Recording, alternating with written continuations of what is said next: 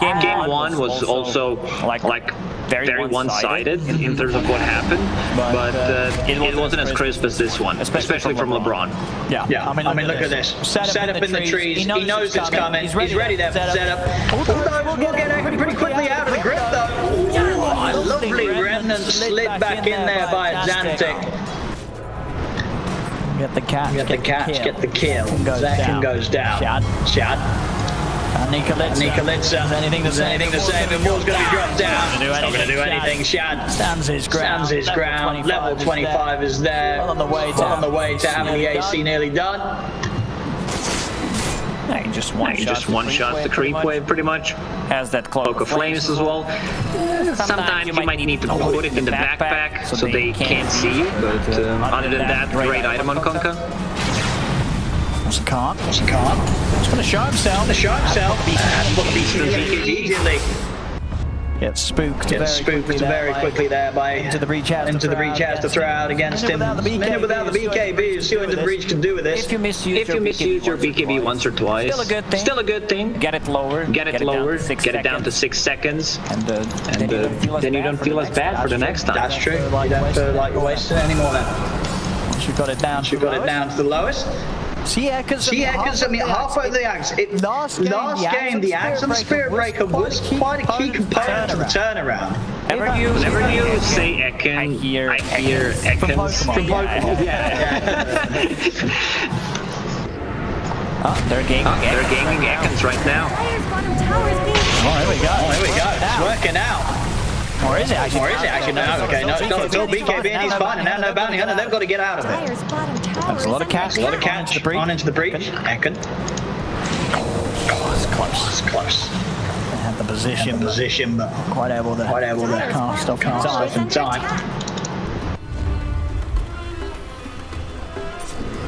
Did you know that Ekans is a snake back? I did. I realized. Not immediately. Same goes for Arbok. Cobra. Yeah. It's the only one. Like at least from first and second.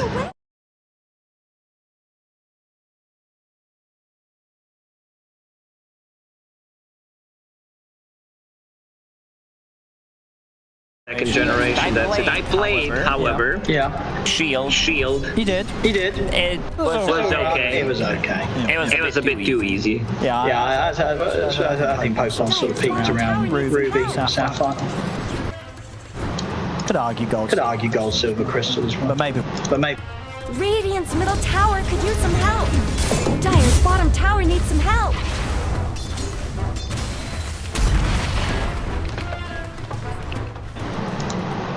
What is this? Sun? I better get inside. Burning my skin. Oh, that's what it's called. Scary ball of light in the sky. Roshan's up it for into the breach, and unlikely that no bounty hunter's going to want to do anything about this. Shad. 26. Very scary. This seems pretty much as quickly as he lost the Aegis. He's going to be picking up on you. That's it. If he wants to, he probably doesn't even need it. I know they want to give Shard the Void Spirit. A bit disappointed. Oh, you want to see it? Jetpack. Just for the memes. Yeah. The Simulate's pretty good. Like it's an extra way to close the gap and also extra ring to escape. Man, jetpack, huh? I mean, it looks cool and it sounds cool. As I said, it makes a sound, right? Like a jetpack noise. We have jetpacks in real life. We do. But they're not as effective as we would want them to be. Are they not? I don't think you can fly with a jetpack. Well, you can fly a little bit. Yeah, but you can't go to work with a jetpack. Well, I mean, if you have the money, it's probably just very expensive, right? Isn't it? A jetpack. It's not safe as well. How would you regulate the traffic if everyone was flying with a jetpack? No. With a gun? Get down. Oh no! This is why he don't get the jetpack. This is why you don't get the jetpack, because you don't hit the hook shots. That's why you get Aghanim Scepter. If you miss one, there's still a chance to redeem yourself. Chad? Oh. He's fine. Loses a bit of mana though. It always feels bad Very annoying losing mana on Kunkka. You don't have much to lose, you know. It's 1k farm that you have. Oh no, this is me. Watching the misplays. This one's for chat. And we go. Missed hook shot here. But, it doesn't matter. The Spirit Breaker still dies. That's when it's low cooldown. It is not level 3, so 45 instead of 30. Tanner's not afraid to throw it out there. Here we go. Oh, nice little save. And a cookie. To keep him healthy. There we have the push coming in. Shad's got no mana, but you don't need mana. That can go in onto Shad, but Aegis is still there for 3 minutes and a BKB as well. Jump from a tab to go towards Shimra. See if he's got the damage he has. Now Sanji's got to jump back out. But the space is being created. Shad, cut down the melee. Tanner's in with a hook shot. Back Ekken. Zabi Ekken. Down and out for 50. Into the reach. Kill, they get the melee racks. Look to set up for another lane. Kunkka barely. He's not going to use it on himself. I thought that's going to be the play. Replenish your own mana and then X mark someone else. But Viper is back, full HP, full mana. He can continue the siege. There's still 2 minutes and 20 seconds left on that Aegis. I can't believe that Kunkka's not level 35. 35 minutes in. That would be impressive. Next patch, maybe. You know. Will we ever see the level cap increase in Dota? We've had it once before. See. Bottom line. Into the base of BNC. Gonna get out. Shad. He's still standing his ground, hitting those barracks. Can't. He's looking for an opportunity to get in. You'll love saying Khan. Can't. It's a good name. Can't. It's a nice ring to it. Here he goes. Can't. I remember when we were doing what was it? Omega League. Team Khan. Oh yeah. Slack's favourite. Outside of the base. Shad. He's going in. They get the ground. He needs help. He needs it now. Bucky gets him out of the top. He gets him attacked by the hook shot. He's out for the right. Evans goes down. Tanner gets him with a second hook shot at the Shimra. Can they fight with these BKBs? They're going to come to an end pretty shortly though. Shimra's already started to back off. Buyback from BNC. They weren't able to take Shad down the once. He's still got that Aegis. Now Zanting. He's back in. Catch on the Eagle. That'll be the snap fire down and out. No buyback. Into the breach. Bullying back their bounty onto their 3 cores. Let's defend for themselves here. Shad takes down the melee racks in front of them. See what they can do. Here. They trap the ground onto Shad. But LeBron with the grip from the low ground. He's caught BNC. BNC's out. Khan and Shimra. They'll turn towards LeBron. They do take out the base. They should just follow him. 20 seconds. Are they keeping track of the time? Apparently they're not. Apparently not. They could definitely try to work with this, and now BKB and TP is available. But there is a Spirit Breaker around, so escape will be difficult. Shad, he's not to escape. He's opting to fight back. Takes out Ekken, and now he's ready to turn for more. Shimmer's BKB is back up. Khan trying to focus down Shad, but Shad is already out of reach. See Zantic. Quick with the blink. He's away. They get out of there at the end of the day. Shad's able to reset. He's fine. Maybe if they're keeping track of the times they could have waited it out and killed 20 seconds, move around him, hit him once with the beam, and maybe with the bash, and keep him in place. And once that regeneration kicks in, use the charge plus a cold snap to kill him. His BKB was also available, so it wouldn't be that easy, but I still feel they would have managed to get a kill. So this means they are down 2 set of barracks. There's still a tier 2 tower on the bottom. No shot picked up. Full Satanic. How much he's gonna have insane HP. Satanic and a half. 5k HP now, Shad. 7 slotted at the moment. It was 8. He sold phase boots. Has mana problems. That's for sure. But yeah, very nice of course. Satanic. Caution no mana. Shad don't need mana where he's going. Tier 2. Still in the bottom lane. But it wasn't, no bounty hunter were able to get some kills out of that again. Still not enough to turn things around. They're still very much behind. Considering their two set of barracks down, only 10k gold lead. Yep. That's okay. That's okay. I mean, Khan's still got decent farm. You know, you got to remember, you know, sure, Shad's on top of Shadow's like, he's insanely calm. Relatively, he's still farm. He's getting close to the money for his next style. She was thinking about maybe getting a butterfly. I don't think butterfly is a bad choice, but Scotty also works well. Be more tanky. Kunkka has 5,000 HP. Okay. Tana. Ooh, easy escape there with the spider legs. Ekin is out. If they can combo their spells, potentially beta BKB and then go in with the big back wall into charge. Anything pretty much from Invoker. There's still a chance for them coming back into this game. It's just how they're gonna execute it. How we got? He has been caught this time, spider legs. Is he gonna save it?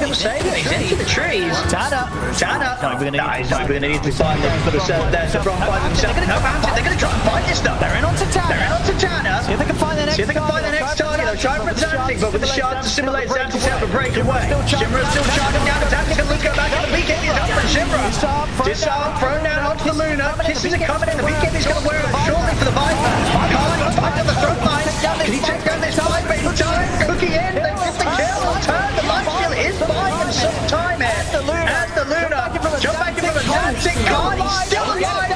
Down Zantic, but he'll lose his life for it. Khan is out for 100, but decent damage again done by no bounty hunter. They knock out 3 heroes themselves. Shinra was forced to buyback. Didn't do much with the buyback, but will be able to defend, throw in a couple of spells. Luna, if Luna gets one more item, if she gets Butterfly and like maybe full Daedalus, it's gonna be a different story because Kunkka will start to fall off. I mean, these two can't kill Kunkka, right? Have they got any protection on them? I'm gonna go for Tana instead. Ekin. It's a good opening. Shad, does he want to help or does he want to bail?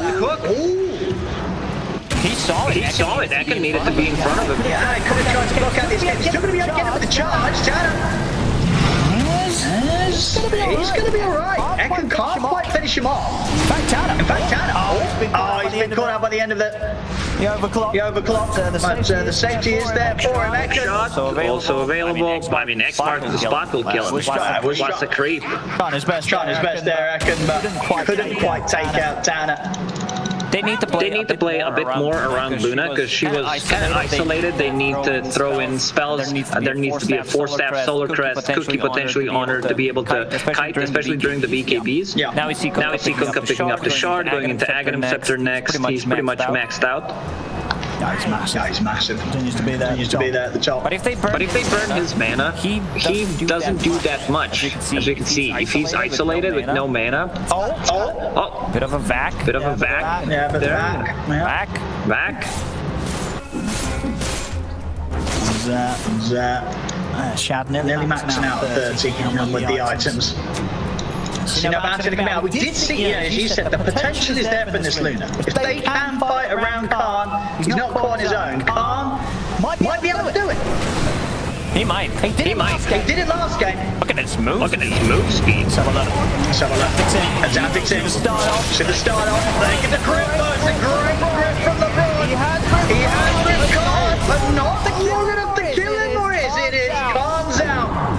Big grip from LeBron, putting to waste the long duration of the BKB there from Khan. Khan's left vulnerable and a Zantic. Chasing down the rest of the BNC and Shimra. Heading back to base. They will make it out of there. BNC actually steps back in. Shad's going in from the side. I got the tidal wave coming out. Charging onto the Void Spirit, but the defensive nightmare buys time, and in fact Zantic's ready to go back in. Takes out Ekin. Luna does not have buyback. She's still out for 65 seconds. Roshan respawns. Aghanim Scepter is there. They could go and try to end the game. 60 seconds. I think that's more than enough. 2 heroes. He's trying to find an angle to go through multiple heroes, but we'll see. I mean, he's trying to push him away. Zantic's in on a Shimra. Remnant grab. Shimra up in the air, but the turret is gone. On Ekan, nothing to be done. GG is called. Into the breach. I'll take this game 3. Was that the serious? It's there. Game 2. They let the lead slip away. But game 3 played a bit safer, and they're able to stay comfortably ahead for the entirety of the game. And Shad. It's Kunkka. Safe lane Kunkka again. It's working. It's stacked. Pretty well done here by Shad. 21 and 13 on the KDA. Every single time I see Kerry Kunkka, I'm more impressed. Sometimes, you know, you need to see it multiple times. It might be Shad effect, because he had not just amazing game, but also the whole series. He had, no deaths in first game, second game he also popped off in the third one. I mean, what else to say about him? Yeah, no, absolutely. I mean, it's definitely like into the breach. Your team, if they can sort of iron out those sort of moments like they had in game 2 where things started to get a bit throwy. There's a lot of potential in the squad, and no bounty hunter nearly, getting kind of close to maybe pulling back a bit of a turnaround like they did in game 2, but couldn't quite get that fight together where Khan was kept alive by the rest of his teammates. There's tough stuff all around for them. A lot of deaths across the board. I mean,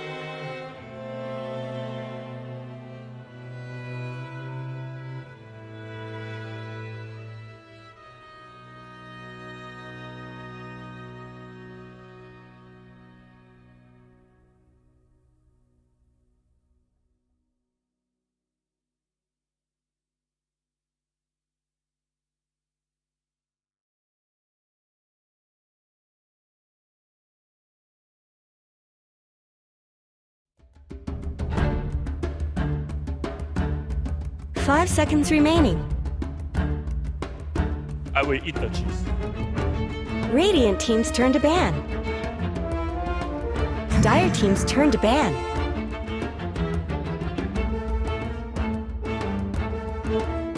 I will eat the cheese. Radiant team ban.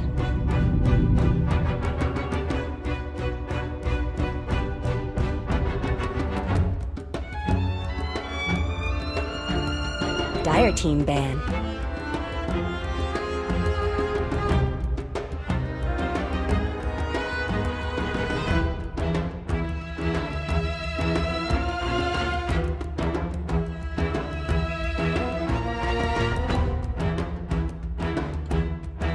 Seconds remaining.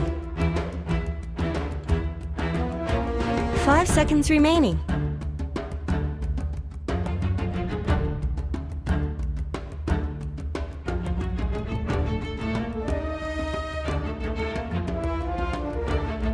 Radiant team's turn to pick. I will eat the cheese.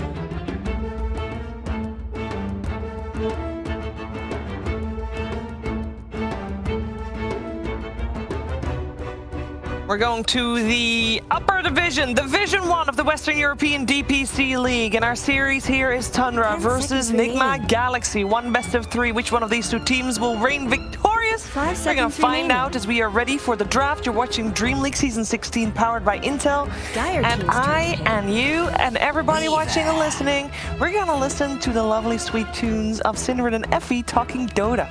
No. Great stuff. Great start. We got on the Radiant side.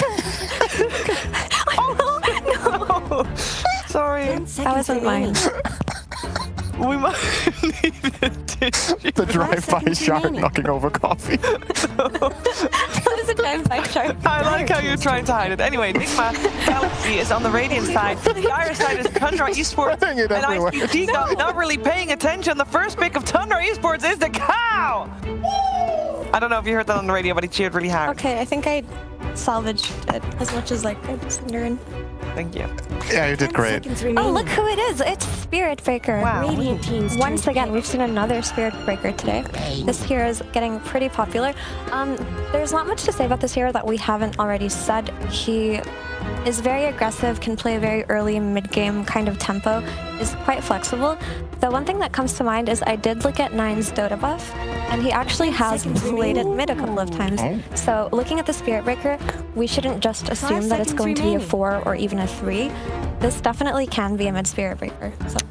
Yeah, I honestly think in the current patch, Spirit Breaker, you can make a case that he can play all 5 roles. Carry is probably the weakest on average, I would say, but even that is possible if the matchups are good enough. In this case, Nigma Galaxy first picking Weaver is pretty straightforward. It's a very meta hero right now. It's been banned a lot. It's rated highly because it's a flex pick. It has a save that it can build with the Ags. It does a lot of damage. It helps killing Roche. There's just so many many positive things about it. But the matchup against Spirit Breaker is pretty rough. Weaver relies a lot on over time just slowly whittling away at waves with Shukuchi, or getting in and out of fights. And Spirit Breaker punishes you really fast and easy when he sees you. Yeah, and there you go. They've already made it more synergistic with the Beastmaster pick. Obviously, he's going to benefit very greatly from all the minus armor from the Swarm. He's going to get a unit with his helm. He's going to have all that attack speed. So losing all of that armor is going to add a lot of DPS. If this is potentially a Weaver and Beastmaster lane. Or just even later on in the game, they don't have to be on the same lane together. Right, Weaver could even be a 5 if that's something Kuro wants to do. We've seen some teams like Secret do that. Like you said, if you build a strategy around this with, say, a carry of the type like Terrorblade or something like that, then both having the minus armor from Weaver and Beastmaster's aura means you can effectively play a 1-core lineup if that 1-core has good enough conditions in the game. I think illusion carries are a very good way for Nigma to think right now. Those are the two heroes that Tundra is showing right now don't fare too well against illusion-based carries. Spirit Breaker can with farm, but until he has that farm, I think Terrorblade has a pretty good matchup in this game. Yep, I would agree with that. The only threat that an illusion-based carry would run into is just kind of those early invasions or early ganks that a Spirit Breaker can lead, like the smokes, the Fiend Grips, things like that. But so far, Nigma Galaxy's draft gives them strong lanes, and it gives them very easy Roche later on in the game, whereas we look at Tundra's draft, and they have more of a pick-off oriented lineup so far. Bane actually quite strong in lane versus Weaver and Beastmaster, so he should be fine regardless of who they put him versus. Tundra still has the option of also playing the Bane 4 if they do want to change things up a little bit. We know Fata likes to play some off-brand or whatever you want to call it 5s sometimes, and with Spirit Breaker being a possible mid or 3, the Bane isn't even necessarily laning there. But I agree, I think he would feel fine about it playing against Beast or Weaver or both. You know, I can actually see that happening just because of Fata's playstyle. And the most interesting thing to me about Tundra as a team is, right, typically when you think of a very active mid laner, someone like 9, it's usually their 4 position who's playing with them, right? Setting up their runes, going around and ganking with them, but on Tundra, it's actually not. It's always Fata playing with 9, and Snaking plays a more greedy 4, a more farm-oriented kind of 4. So it's really interesting how Tundra already have that shift in dynamics. So what Synderen said could very well end up happening. And I think we did see Team Tickles play pause for Bane Sheever. Was it Tofu? I believe it was Tofu, but it isn't. Yeah, because he had a fantastic showing. Yeah, he had an excellent game on his pause for Mind Control really likes what he's seeing right now. It looks like he's thinking, actually. They have their thinking face. You made it sound like he never does that. It is good. It looks like he's thinking, actually. See that they're on location. Also, look at how cozy. They have a fireplace. Behind JH, there's a fireplace. Real cozy. JH looks kind of... He's in thought. On the other side, by the way, we talked to Tundra. They also are at boot camp, but they're still separated. I believe some of them are separated anyways to have a quarantine period done. So they're not yet done with that. Snaking already has the trash can ready here for Nigma Galaxy for later. Jeez, harsh. Biased panelist? What do you mean biased? I think every team wants to put the other team in the trash. Sure. And if there's one guy you want to put in the trash, it's Kuro, because he is the trash. What was that meme again? Collector? Is it? What would you call him? Garbage man? Garbage man. There it is. Garbage man Kuro. Man, that joke could have been better with some better delivery. Oh, I need to step it up. It really could have. It was a fine joke. It didn't work. It was a very acceptable. Thank you, Effie. Effie liked it, Shiver. Oh, I'm very happy that Effie liked it. Yeah, so they... Why did you say it like that? Because you say it as if I don't have a sense of humor. Effie's really funny. She likes my jokes. I do like your jokes. I just want people to know that I laugh a lot at everything because I get nervous, so I laugh. She laughs extra much at me, though. But I do laugh extra much at Synderen because he's funny. Or he makes you nervous. You just admitted to that. Because his brain is so big. That's got to be it. I can't think of any other reason. I just want to point out that they banned out Batrider and Queen of Pain on the side of Tundra Esports. These are simpler to play mid heroes for those who don't main the mid lane. RMN's go-to mid hero is actually Batrider, so already his pool has kind of been target banned, unfortunately. And this is very reminiscent for me of ESL 1 Fall, where PSG LGD had to play with Zhao 8, and he only had a hero pool of 3 heroes. He had like Pangolier, Spirit Breaker, sometimes Batrider, I think. And just because of that, it made it so that PSG LGD's drafts were very one-dimensional compared to what they usually are. So that's what I'm a bit worried about for Nigma. What I don't want to see is a mid-dazzle again. Yeah. I think an added benefit to banning Bat and Quap as well is that it's 2 of the better mid heroes against Monkey King, both in the lane and in the game. So I think this way Tundra also keep their options open still. Like all 3 of their heroes play multiple roles. Bane is the most pigeonholed one, only playing 4 and 5, but Spirit Breaker and Monkey King could be literally everywhere right now. So it makes it difficult for Nigma Galaxy to kind of commit to lanes. I would imagine you want to pick a mid hero that fares well against these 2 melee heroes, but you don't know if that's the ultimate matchup you're going to get anyway. Warlock pickup, this hero for me is very one-dimensional. It's one of the most one-dimensional heroes in the entire game. He's good at one thing, basically, and that's team fighting. He's not particularly good at wave clear. He's okay. He's not good at skirmishes at all. His laning is kind of mediocre, but when you couple it with Luna, it's strong. It's totally fine. It's so strong lane because you can Fatal Bonds the wave, push it out, pull, just little things like that. You can also spam heal on Luna. But yeah, I look at Warlock as a heal dispenser and then Fatal Bonds later on in the game. That's why typically when you see a Warlock, you pair him up with something that can do a lot of AoE damage. And Luna is a hero that does a lot of AoE damage with her glaives. It's not typically the Lush Rock Warlock type of combos we've seen in the past, but it can work. The only thing I don't like about Warlock here is, like Syndrome said, he's one-dimensional, but he is a slower type of hero, and when I think about Beastmaster playing tempo, pushing these towers early on, maybe playing for these objectives whenever they can, Warlock doesn't necessarily fit the bill, right? He's just got that golem every 2 minutes? It's longer. It's 3. 2.5 minutes? I think it's actually 3, isn't it? 180. Incredibly long It's a really long cooldown. 165 or something maybe. So it's very limiting in that regard, but if they do pick and choose their fights and just play on this golem timing, I can see it working out. It just feels very limiting, I suppose. Yeah. Movements. The concern I always have with Warlock is, are you able to force the 5-man? That's kind of what it feels like to me with this hero, is if you ever get into this state in the game where the lanes just get pushed out and people start making skirmishes all over, your hero just feels lost a lot of the time. And you chose to pick Warlock into both Spirit Breaker and Monkey King, who are like super mobile, great skirmish heroes.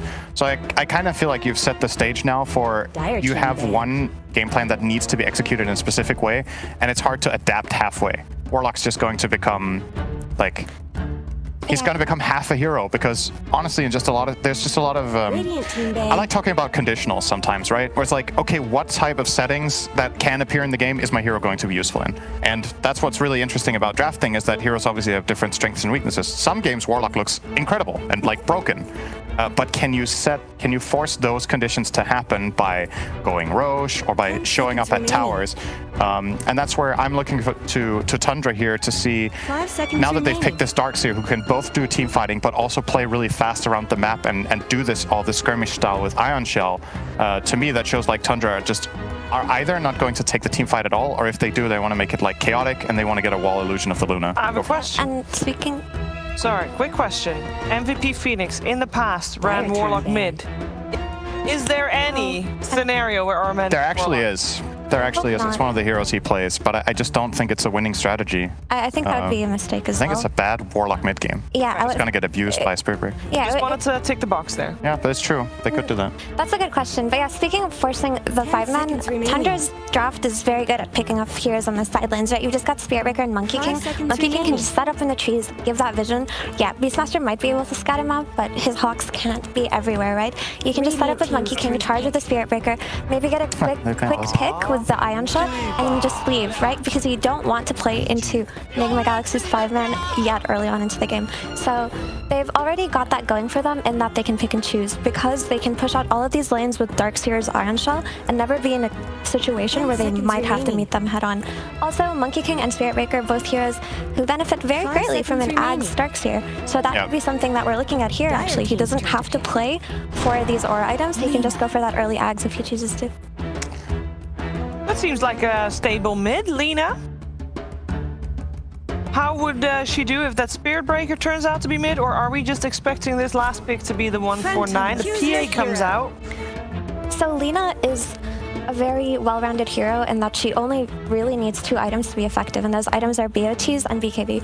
And when she has those, she has wave clear, she has the ability to rotate early, she has the ability to split push and join fights, right? So she does come online very early, and we were talking about Nigma Galaxy's desire to maybe play for objectives or 5-man early on. So she does fit into that well. She is susceptible to dying early on, but yes, that's the issue when you pick Lena. Do they have heroes that can jump her and blow her up? And with this PA, they've picked something that can kill her through the BKB even. We were talking about that BKB being conditional for effectiveness. Boom. Yeah. Got the hero. So I think I get where Nigma were coming from here with this Lena pick, because they didn't know the mid matchup yet. They needed to get something open-ended that doesn't get abused too much, and it's probably something they've been talking about, like, okay, what are we going to grab for him in? I'm not too sold on this hero with their lineup, to be honest, and I think picking it into Spirit Breaker Darkseer is very dangerous. Lena is susceptible to running into small feeding sprees, and this hero suffers a lot from dying. It's very tempo-based. If you die 3 or 4 times early mid-game, you fall off very quickly. So I'm honestly quite concerned about this last pick, Lena. But on the other hand, you could say that if she does hit her item timings and get that early MKB, then PA is they can be strong. Yeah, PA is in danger of joining these fights versus an early MKB Lena. It's just that I don't want to call out anybody, but I just feel like Nigma Galaxy's gameplay right now isn't as polished as Tundra's, so I feel like Tundra will have an easier time executing I think that game is harder to play too. I think the Nigma strategy is going to require some finesse. And does that mean that we're sticking to the theme of the day, where tempo is important on the side of Team Nigma in this case? I would say tempo is important, but I don't feel like that's where they struggled. It felt like they struggled a bit with their early game and their lanes. So if they can make sure those don't go disastrously, they can actually set the tempo if they wanted to. All right, let's see if they can survive the lanes and maybe get even a little bit of a head start out of that. That's what we're going to find out. Together with our commentary team, it is Odie, Pixel, and Tikov. Thank you very much, CVS. Nigma Tundra, as we're getting into this one. T, we've heard the panel's thoughts and feelings about this. What do you reckon going into this game one? Do you like what you see? I kind of do, because like you have one side, you've got Spirit Breaker mid, and it's finally the return of the hero into the mid lane since, you know, the Zhao era when he was standing for PSG. And also Tundra has fully subscribed to this hero being in the mid lane, so they picked the Dark Seer to enable it. They've got the layered damage with the PA behind. So yeah, it's an exciting draft from Tundra, but also on Nigma, you've got Warlock being picked, where I double-checked like the pro pubs. Yeah. It's the third least played hero in like competitive pub games, sorry. So like 7k plus MMR, it's only 113 games. Is that expected? Like when you sort of see that hero in that position, you're like, well, you know what, this hero probably is more viable than people seem to be dealing with it, or are you like, this hero is kind of hard to execute? Yeah, it's very much one of those hard to execute heroes, just because the way in which Dota's progressed, it's high pace, collapse lanes quickly, play off of skirmishing spells. If you have bigger cooldowns, you need to make sure that you utilize them cleanly. And of course in pubs, that's really hard to execute, so probably the hero isn't too favored. But even competitively, like we barely see the hero, and it is because, like they mentioned on the panel, the ultimate's like 170 seconds. It's so hard to connect that perfect golem to reinitiate to get that fight going. So yeah, we are gonna see. Look at that sticker. That's a banging sticker. My goodness. Oh, there we go. Action is kicking off here as Skeeter, he's going to be fine here. We'll take a bit of damage on his way to lane it. Kuro runs him down. Kuro was really going for it there. They'll turn and kill him off for that one. That'll be first blood there for Snaking. I admire Kuro's aggression. He's like, I got this PA. Shadow worked out on Skeeter. I'm going to go and punch him in the face as well. Ends up falling flat on his face. Yeah, this is how strong PA is, because of course, you know, you have the dagger slow, the oove, then the spring as well. Even though the Warlock had a stick, a fairy, and the hill, you're not going to be surviving V3 heroes. No. You know, you respect the gusto. Yeah, he was going for it, Kuro. Yeah, I like it. Yeah, that's what we want to see, some aggression, some action this game. So we get some more of that. And you see they've kind of shifted into the idea as well, because they put the Warlock in the off lane as well, moved away from the classic Weaver being the 4 position. Of course, Proki is 5, but it's you put the hill, Bane PA lanes or PA +1. It's all about poking the enemy down when they're half HP. That's when you jump them and you try and punish them. You put a Warlock on that lane, the whole kill threat of Bane PA is completely gone, right? So I actually kind of like it, as long as Mind Control can accelerate his timing to get a point where he has armor. Right now, he has no armor items in his inventory, but if he does go for the helm, or he's like a casual buckler, something like that, they will be able to free farm up here. But look at this aggression. They see exactly when they can try and get aggressive onto Mind Control. He will be fine this time round. Heal comes through from Shadow Word. Same time on the other side of the map, Nigma Galaxy will get themselves a kill. Top lane Skeeter try to jump in for Kuro. Again, not enough damage to take either of them down, but still bullying them back, giving themselves some space to hit the creeps. But yeah, they got the kill down bottom there. GH was able to pick that one up. Yeah, so what happened in bot lane, it was GH when he hit level 2, he did have his swarm available, so he was able just to chase down. Unlike most supports who go for the Germinate attack, picking up swarm at 3, kind of a surprising skill build, did kind of catch Tundra off guard there. But early on, Nigma trying to poke and prod a little bit, and of course we haven't mentioned it much, but we are going to be seeing RMN on this mid laner. His type of game is going to be that Yule's BKB-esque frontlining style hero that can just pump out the damage. And Nigma's looking to play out their lanes, get that Roshan, and then send it into Tundra. Like, if they pause or wait at any moment in this game, and PA gets, you know, Battle Fury Deso +1, it's only Beastmaster with the Raw that's going to be able to prevent the PA from having a free game. And of course, Spirit Breaker as well, just charging on through, so. We'll see. Fado and Kuro trading hits in the jungle. So who's able to win this off here? Kuro, yeah, we'll start to back off now. The Shadow Work comes to an end, but Fado, at that nightmare. The jump over from Skeeter. Looks like Kuro's pretty dead. Skeeter able to pick up a kill in this top lane, get himself back to the creeps. Bottom lane, aggression onto Snake King, but a quick surge from 33 gets snaking away from the two of them. Farm-wise down here, RTW having final time, 16-4. Don't burn your No struggle here on the CS in the bottom lane. Don't waste your effort. And also mid going pretty well as well. Like, Lena is actually a really good hero against Spirit Breaker because you play on range, which gives you enough time early on. The speed of charge doesn't allow you to connect before Lena can stun you with the LSA. And also you just wave clear. But the fact that the CS is pretty even, it's faring pretty well for Spirit Breaker, not really getting too zoned out right now. See them trying to poke at Fada, but these two heroes on their own right now can't really kill Fada off. They'll come over to the small camp, but again, this is space for Skeeter, so he's going to be happy. Bottom lane, another attempt on the snaking. It's time round. Oh, he's going to be fine. Very close. Quick little dodge takes the bug off him. Snaking will be able to reset once again. 33. Some nice surges to keep his support alive. He's in the middle. RMN. Oh, see. He's in a bit of a deep position. Snaking. Going in with the spring. Snaking. He's got the stick charge. He's actually going to... Will he dodge it? Oh, he does. Snaking. Turns with the stun. Dodges the damage. Charging 2. He needs it. No, yeah, he's going to have it. Up on the bashes as well. Oh, it's unfortunate for RMN. Oh, 9. I mean, that was beautiful moves from Snaking. Popping over to the mid like that. Sees RMN obviously in a very deep position now. He was up on the high ground on the enemy mid. And yeah, Snaking punishing it perfectly on minimal HP. Top lane, mind control. The turn from the actors out, but nothing to stop Skeeter and Fada running him down. As they'll get themselves the kill. But that's one of those... Oh, I just realized that they're using the Seb spray at mind control. Just play like Seb, mate. Oh, see, that's what's going on in the mind games. Mid lane, RMN, that's not his tower. But he was under it. He was having a great start. The CS, the laning was going great. This is 2 times now where RMN sort of found himself on the wrong side of the river. And right now, what we're seeing here from Snaking is it's a perfect example of when you don't have the resources to play the lane, but you have enough to, like, just enable someone else to take the fight. Brilliant you don't have to run straight back to base, right? The fact that he stayed in the area, knew that 9 had kill threat. And that he could get bashes, you know. Yeah, and I mean, that's the skilled part of the hero, please. But yeah, just the fact that Snaking was able to kind of just keep himself active on the map when realistically the call there from Nigma was, yo, Monkey's back to base, he's off map for 15 seconds, don't worry about him, right? That's why RMN's probably playing a little bit more aggressive, but no, just really playing the limits of his hero right now. And runs back to mid and, of course, gets the kill once again. You've got to watch out for these snaking movements. Been nice.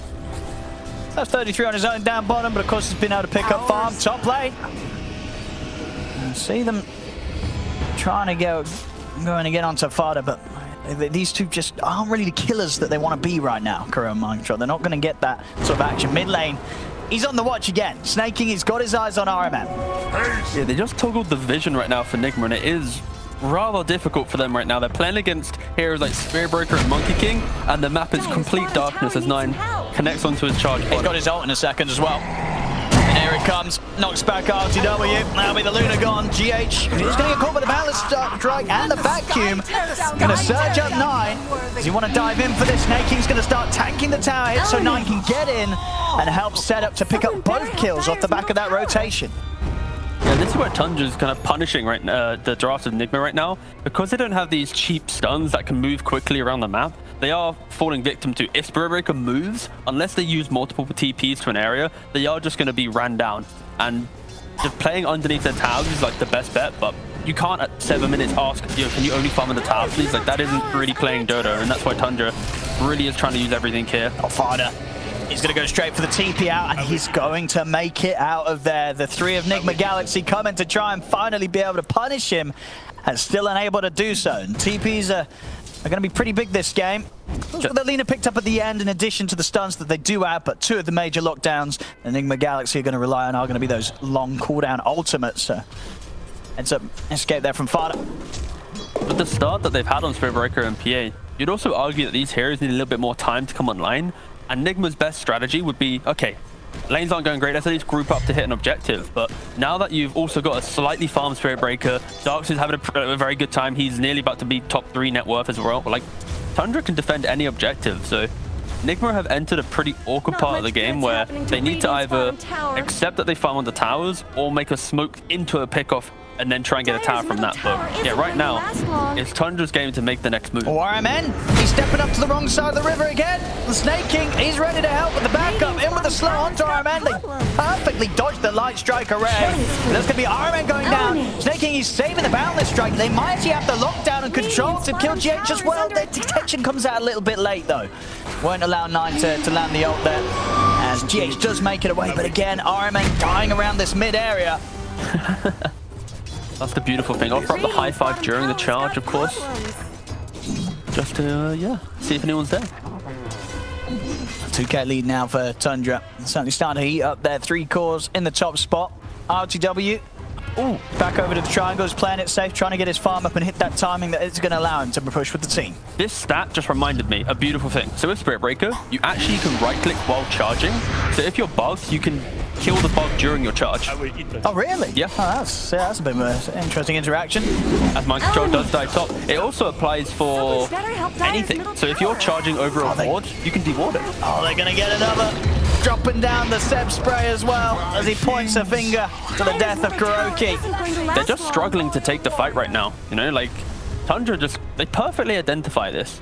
Like, try and theory craft a fight for Nigma right now. How do they take a fight? It's tough. If Beastmaster roars, they need Lena to be there with damage and they need Swarm.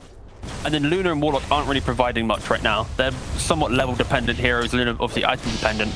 But it's like you need the entirety of Nigma to be present to kill that single hero, and then you layer that with things like Primal Spring on Monkey King, Bulldoze on Spirit Breaker, the Surge. There's so many mechanisms for Tundra to punish this weakness in the draft right now, that this is their biggest moment in the game to just punish Nigma. Like, of course, Nigma, their heroes will scale. They will be able to take a fight going into, you know, areas of vision when they have spells, when they have the kind of the vision. But again, right now, this is just Tundra really knowing that just what they can do with their heroes. I will eat the cheese. RTW was able to clean up some nice stacks. He's catching back up with the farm. Not too far behind that of Tundra's. But as you say, yeah, definitely timing still the concern here for Nigma Galaxy. And because GH has been playing into this safe lane, somewhat sacrificial as well. Like, he's only just completing his urn. He's now trying to farm up. But we now get to finally see potentially Nigma trying to make their first move of the game as they move towards top. I wouldn't be surprised if Tundra just bring every hero to this defense. They don't want to give up towers when they're, you know, 10 for 1 up. We go for GH here, and they got enough damage before a time lapse. They do. GH goes down, the siege creep pushing in. Tundra can stick around and try to take this tower. Nigma Galaxy looking for objectives on the other side of the map though, and they've got very good pushing power themselves, of course, from RTW and mind control. They'll deal with the tier 1 tower very quickly, and this is what you kind of need to see their lineup do right, Nigma Galaxy, as you said. When they do group up, they have got a lot of synergy, but RMN steps up to the high ground. Tundra more than ready for that one, waiting for him in position as Fada immediately grips the Lena. Yeah, unfortunately for RMN, he is kind of stepping up a little bit aggressive multiple times now, trying to get a little bit more farm on the map because, again, it's so difficult where Luna's soaking up everything. Sure. Weaver's farming bottom. Like, where does Lena farm right now? Like, it's hard. Yeah. I respect him trying to, like, get that extra camp, be a little bit more cheeky, but Tundra's reading that pretty well. You know, they go for top tower. Because they used an op bottom, they're like, okay, let's not bother defending top. Let's still play the air in case they make that play, and yeah, they are just ready for it. But people might be looking at RMN right now like, why are you dying? But if you look at the minimap, there is no farm to have. This map is very small right now. Go for GH, but this time round without the ultimate of 9, they don't have the ability to lock him down completely. Oh, I love the fact that pro players have evolved the build for Spirit Breaker, because when it initially was popularized by Zhao 8, it was always Echo Saber. The concept of, you have this Echo, you might disassemble for BKB, you want to lock onto a hero, right-click them. But it's about getting in and out of the fight. It's about being a nuisance. Utilize Bulldoze. Make sure their vision feels small because they're wasting sentries on you. Make their economy feel bad because you're so hard to kill them. You just go Phase, Shadow Blade, maybe an Axe, a BKB, and then the rest of your team will carry you because you're just such a nuisance. Yeah, big fan of that. Oh, they're trying to get him from this angle again, Nigma Galaxy. It's not easy though. And they know this time that 2 of them, GH and Mind Control, will back off. GH trying to scout things out. Skeeter, bottom gonna get him. tower is under they're going to be able to find him. He's over to the creeps. They are not able to set things up with Aurora there. Skeeter gets out in time. But instantly, they draw the line on the minimap. They're like, guys, just let's run to mid. We have Golem. We have everything we need to at least try and take a fight. They're farming the map. You know, you got Monkey showing bottom, PA showing top. Yeah, then they'll get fired up. But a big charge for Nigma, crashing in on the two of them. Wall's been dropped down as well. ITW just gets caught on the front of it. That's the Luna God. 9 staying on top of RM, pushing it back. Skeeter jumps in over towards Kuroki. RM will turn the Light Striker Ray and the Laguna Blade. 9 trying to run out the side. He's ticking down low. He will fall. But they've lost 3 on Nigma Galaxy. Back in the river, mind control. He'll pop the roar. GH comes shooting across, but there's not nearly enough damage to kill Skeeter. Skeeter, he's still good to go. Jumps in, picks up the triple kill onto mind control. Only GH left alive, and not for long. Tundra, they get the team wipe against Nigma Galaxy. You see Nigma there, right? They're like, guys, they're showing bottom, they're showing top. Let's give it a go. They get the kill on the Bane. That's good, but the positioning of the Luna deep next to the tier 1 tower gets hit by the wall vacuum, and then at that point, you don't have the kind of positioning to take a secondary fight. Nigma, they're either crushing you within the time in which Golem gets dropped, or they're running away, retreating from the constant threat. Have a look at it here. Exactly. So you see hit the start, you have RMN, he gets slept up, but he catches Fada. It's looking pretty good. But this early on in the game, very easy for supports to buy back. 2-man charge from 9, and as soon as RTW's hitting that tower, you know it's a difficult position. He's completely disconnected from his team, and now Nigma, they have nothing in the tank. They're not ready to take this secondary fight. They were hoping for a quick pick into tower, but of course, Tundra, they're just quick to react. They show 2 side lanes, but they collapse within mid within, you know, 5 seconds. The speed in which they came to mid didn't allow Nigma this kind of cheeky play. It was a very bold play. Like, this is very much like a 25% chance of success play from Nigma, but they have to take it with how small their map is right now. Oh man, his time is now 33. Aghanim's done. We saw as well in that fight, of course, the sort of build-up from Skeeter, very effective this game. You know, isn't this the AFK Battle Fury build, the Maelstrom into the BKB?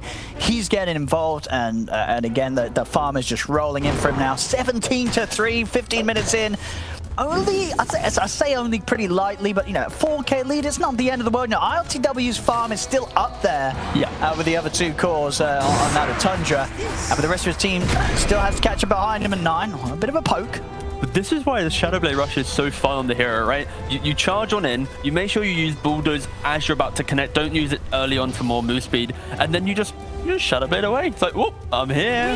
You gotta use some vision to find me, and yeah, it's so scary. And like we mentioned the idea that, you know, Luna does have the farm, but that's like the sacrifice of other heroes now losing gold, right? Like Beast and Lina, they're sacrificing their own ability to farm just to try and give RTW some access to the fight, and they really need to hope that Tundra tries to make a play right now. He's gonna be gone upon, and he will die. They get the kill, they step out.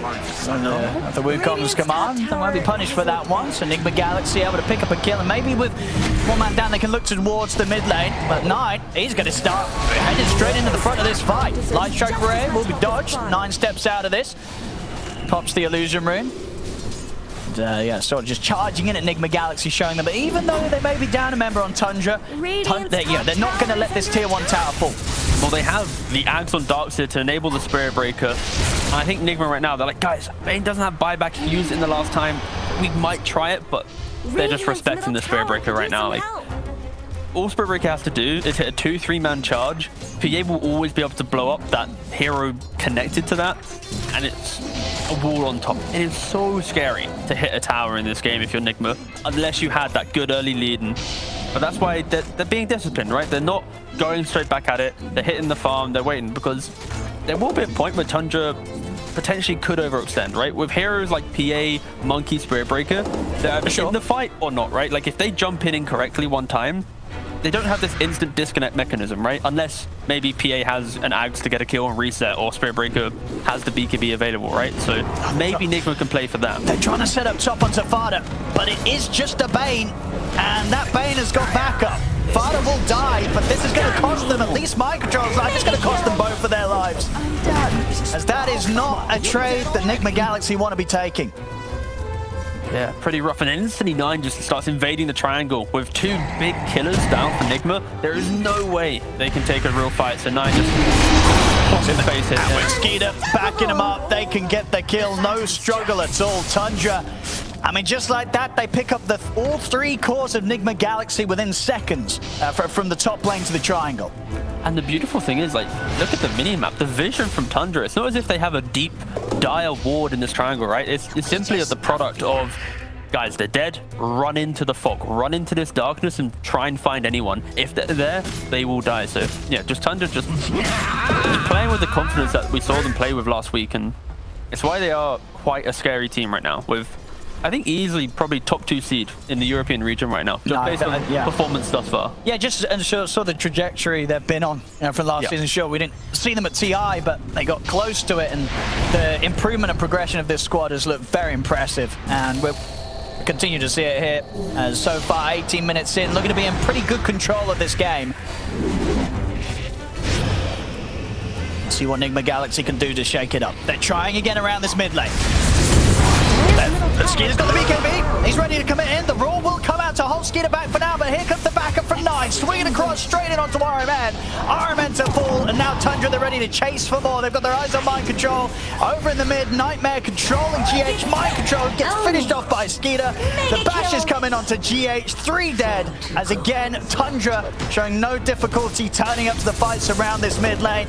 As Skeeter continues to go from strength to strength, 11k net worth, still 3k ahead of that of ILTWs at just 19 minutes in.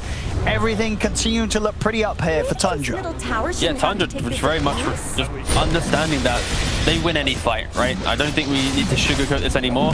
Nigma right now, they have nearly no ways to be able to hit an objective with confidence when there's the threat of the charge, this wall, and the amount of farm that they have. And of course, Monkey King had the Orchid as well. Just, you know, the final straw on the camel's back there. So it very much is Nigma, they need to just somehow push out the waves. When you say this in a cast, you know it's a rough point in the game. They need to push out waves, hope for a pickoff, and just survive through the Aegis. Like, that is... I mean, Snakey's getting a little bit of solo action pretty much. Skeeter will come in to finish off the job. Yeah, with that Orchid causing issues here as Mind Control continues to have his game. You know, it's just completely ruined here pretty much. I mean, you see on the net worth, Snake King as the support Monkey King, he's just about to overtake Mind Control in gold this match. We're seeing some crazy numbers elsewhere as well. You know, Skeeter, look at his levels, level 18. You know, I don't think there's anyone anywhere close to that on Nigma Galaxy side right now. He is so far ahead in the XP. Yeah, closest, ILTW level 14. Yeah. Skeeter is massive. And then you look at his poor old Bane level. I just hit level 10. Okay, cool. Hitting double digits, but yeah. Everyone else is 15 plus, and poor old Bane. Yeah, 7k damage. Luna, though, level 2.9. Looking a bit shy here. It's been a rough one. Not being able to find the opportunities to pop off in the fight so far, RTW. Not yet, but with the BKB, hopefully for Nigma, if Tundra again overextend, don't have BKBs available, Eclipse can be that turnaround factor. But Tundra just need to be disciplined with how they use their aggression, because they have it in the bucket loads right now. They've got to be careful around this too on tower defense. Tundra more than ready to jump in onto Nigma Galaxy. Radiant's middle tower is under Another thing is what we didn't mention is this is a Warlock game. Eyes on immediately. Skeeter jumps in, takes him out. The wall's been dropped down. Nigma Galaxy's got to run out. You bought the BKB, but they're in with the damage. The Roar will hold back. Skeeter with the grips there from Fodder, locking down ILTW. He goes down as well in the tier 2 tower. 33. They're ready to run up to the tier 3s. They're charging in. Tundra, no mercy from them. They dive in. Triple kill for Skeeter. Nice. It's getting messy, T. It's getting messy when you see them dive in tier 3s. The tier 1's still up in the mid lane, but Tundra's going in, and it seems nothing right now. 28 to 5. Where did Radiant's middle tower 15k up as well. Like, poor old Kuroki. He just sees RMN 100 to 0. He sees his Luna get gripped. He's like, boys, do you want me to golem? Oh, wait, if I golem, you're still dead. Like, it is so difficult, and I'm in absolute love with how Nine is playing the Spirit Breaker right now. The Shadow Blade, absolute nuisance, thrown in their side, instantly BKB, not messing around with any of these other items. Just be the unkillable threat, get into the middle of the fight, and enable the aggression. Enable Snake King to get that good spring, get the Orchid off, and give the confidence of PA of going, wait, you've soaked up the damage, I can then jump in as well. Because if Roar's wasted, if Golem's wasted, it's a bottom lane game. Here's the damage. They jump in. The golem's going to be drop, but ILTW's been focused by Skeeter. Can Skeeter finish him off? Jumps in the bash, and there he can. Skeeter gets the kill.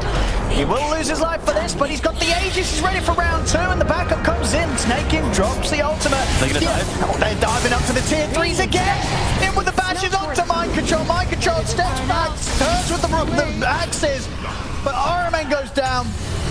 It's not looking pretty here for Nigma Galaxy as Mind Control's just trying to hide in the trees. He won't be able to stay hidden. They'll find him. Kuro, can he survive this? He can't. The vacuum's there, dragging him back out and into the face of Skeeter as Skeeter claims another life. Absolute beautiful aggression from Tundra. But, you know, let's give a little bit of praise to the Warlock there. He did do 2.5k damage in that fight, and we did see the effects of Fatal Bond slightly. You know, the idea that Tundra, they all got put to like 25%, 20% HP due to the kind of the tickling damage, the bonds hitting on 4 or 5. There are 4 melee heroes on Tundra. But again, it's a little bit late. You know, I'm kind of sugarcoating this a little bit just to, you know, get through that fight for Nigma, but I can see why maybe the Warlock's working out, but the weaknesses of Warlock are way more present right now. The inability to actually take any of these defensive engagements is very clear, and yeah, Tundra, 33 kills to 5. It's happening to Radiant's It's a scary looking scoreboard. Who's died on? 3 deaths for Fada. Okay. RMN, it's gotta be another one here. Own it. Over in the mid, they find Fada. See if they can get him. Meanwhile, Silence grips on RTW. I think we might be seeing the G's. There we are. 2 of them, clean. We are, there we go. GG, 24 minutes in. Radiant's middle tower. It was another rough one. Of course, Nigma Galaxy, they're not playing with their full lineup right now. RMN standing in for Miracle. But even so, it's rough. This was quite the beatdown.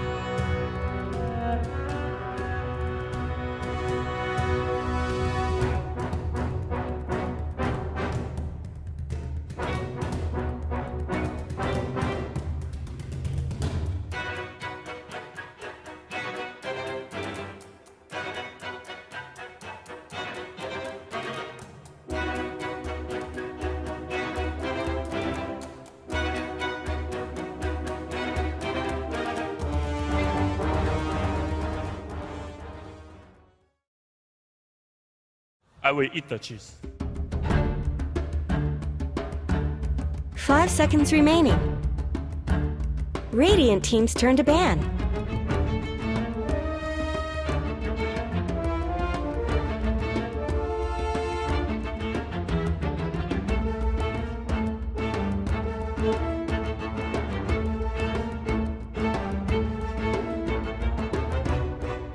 Seconds remaining.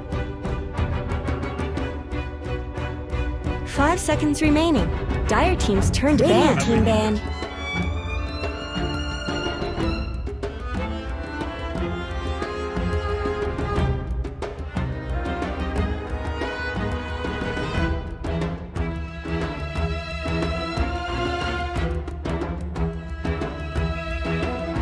Seconds remaining.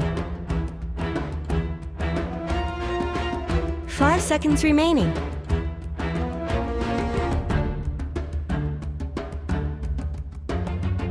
Dire team ban. I will eat the cheese. Radiant team's turn to pick.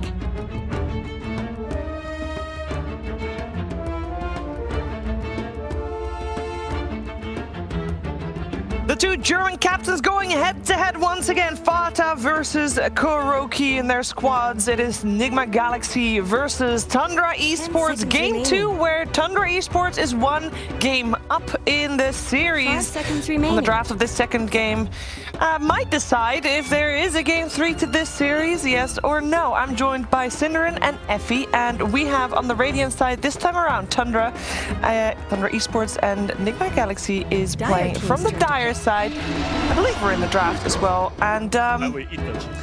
I think it's pretty simple what we want. We just want more easily executable strats coming out from Nigma Galaxy, because it feels like they're drafting themselves a little bit into a corner at times, Effie, in terms of executionable drafts. I think that last pick PA was very good because it came right after the Lina, and it perfectly filled what they needed to do. Like, we saw that PA come mid and kill that Lina a couple of times. It's just unfortunate how it happened. I think they drafted themselves into a corner with the Warlock in particular, just having a support that is so high cooldown versus Tundra's tendency to play these low cooldown, very fast-paced type of drafts. So hopefully they do match that better this time around. And already improvement with the Monkey King, I would say. I don't know if you want to pick Weaver into Spirit Breaker like this. I feel like you're already... In my mind, you're almost already relegating Weaver to being a support, and that takes away part of the appeal of picking it early. But not only that, but you're also not giving it particularly good conditions as a support. At the very least this time, they take away Tundra's ability to combine the Spirit Breaker plus Monkey King to kill the Weaver. But there's a lot of other heroes that you could kill that Weaver with. You could put 9 on an Invoker and you get a Sunstrike, then that's a kill. You could... I mean, there's like a plethora of different 4s that could be played by Snaking. One that comes to mind would be Mirana.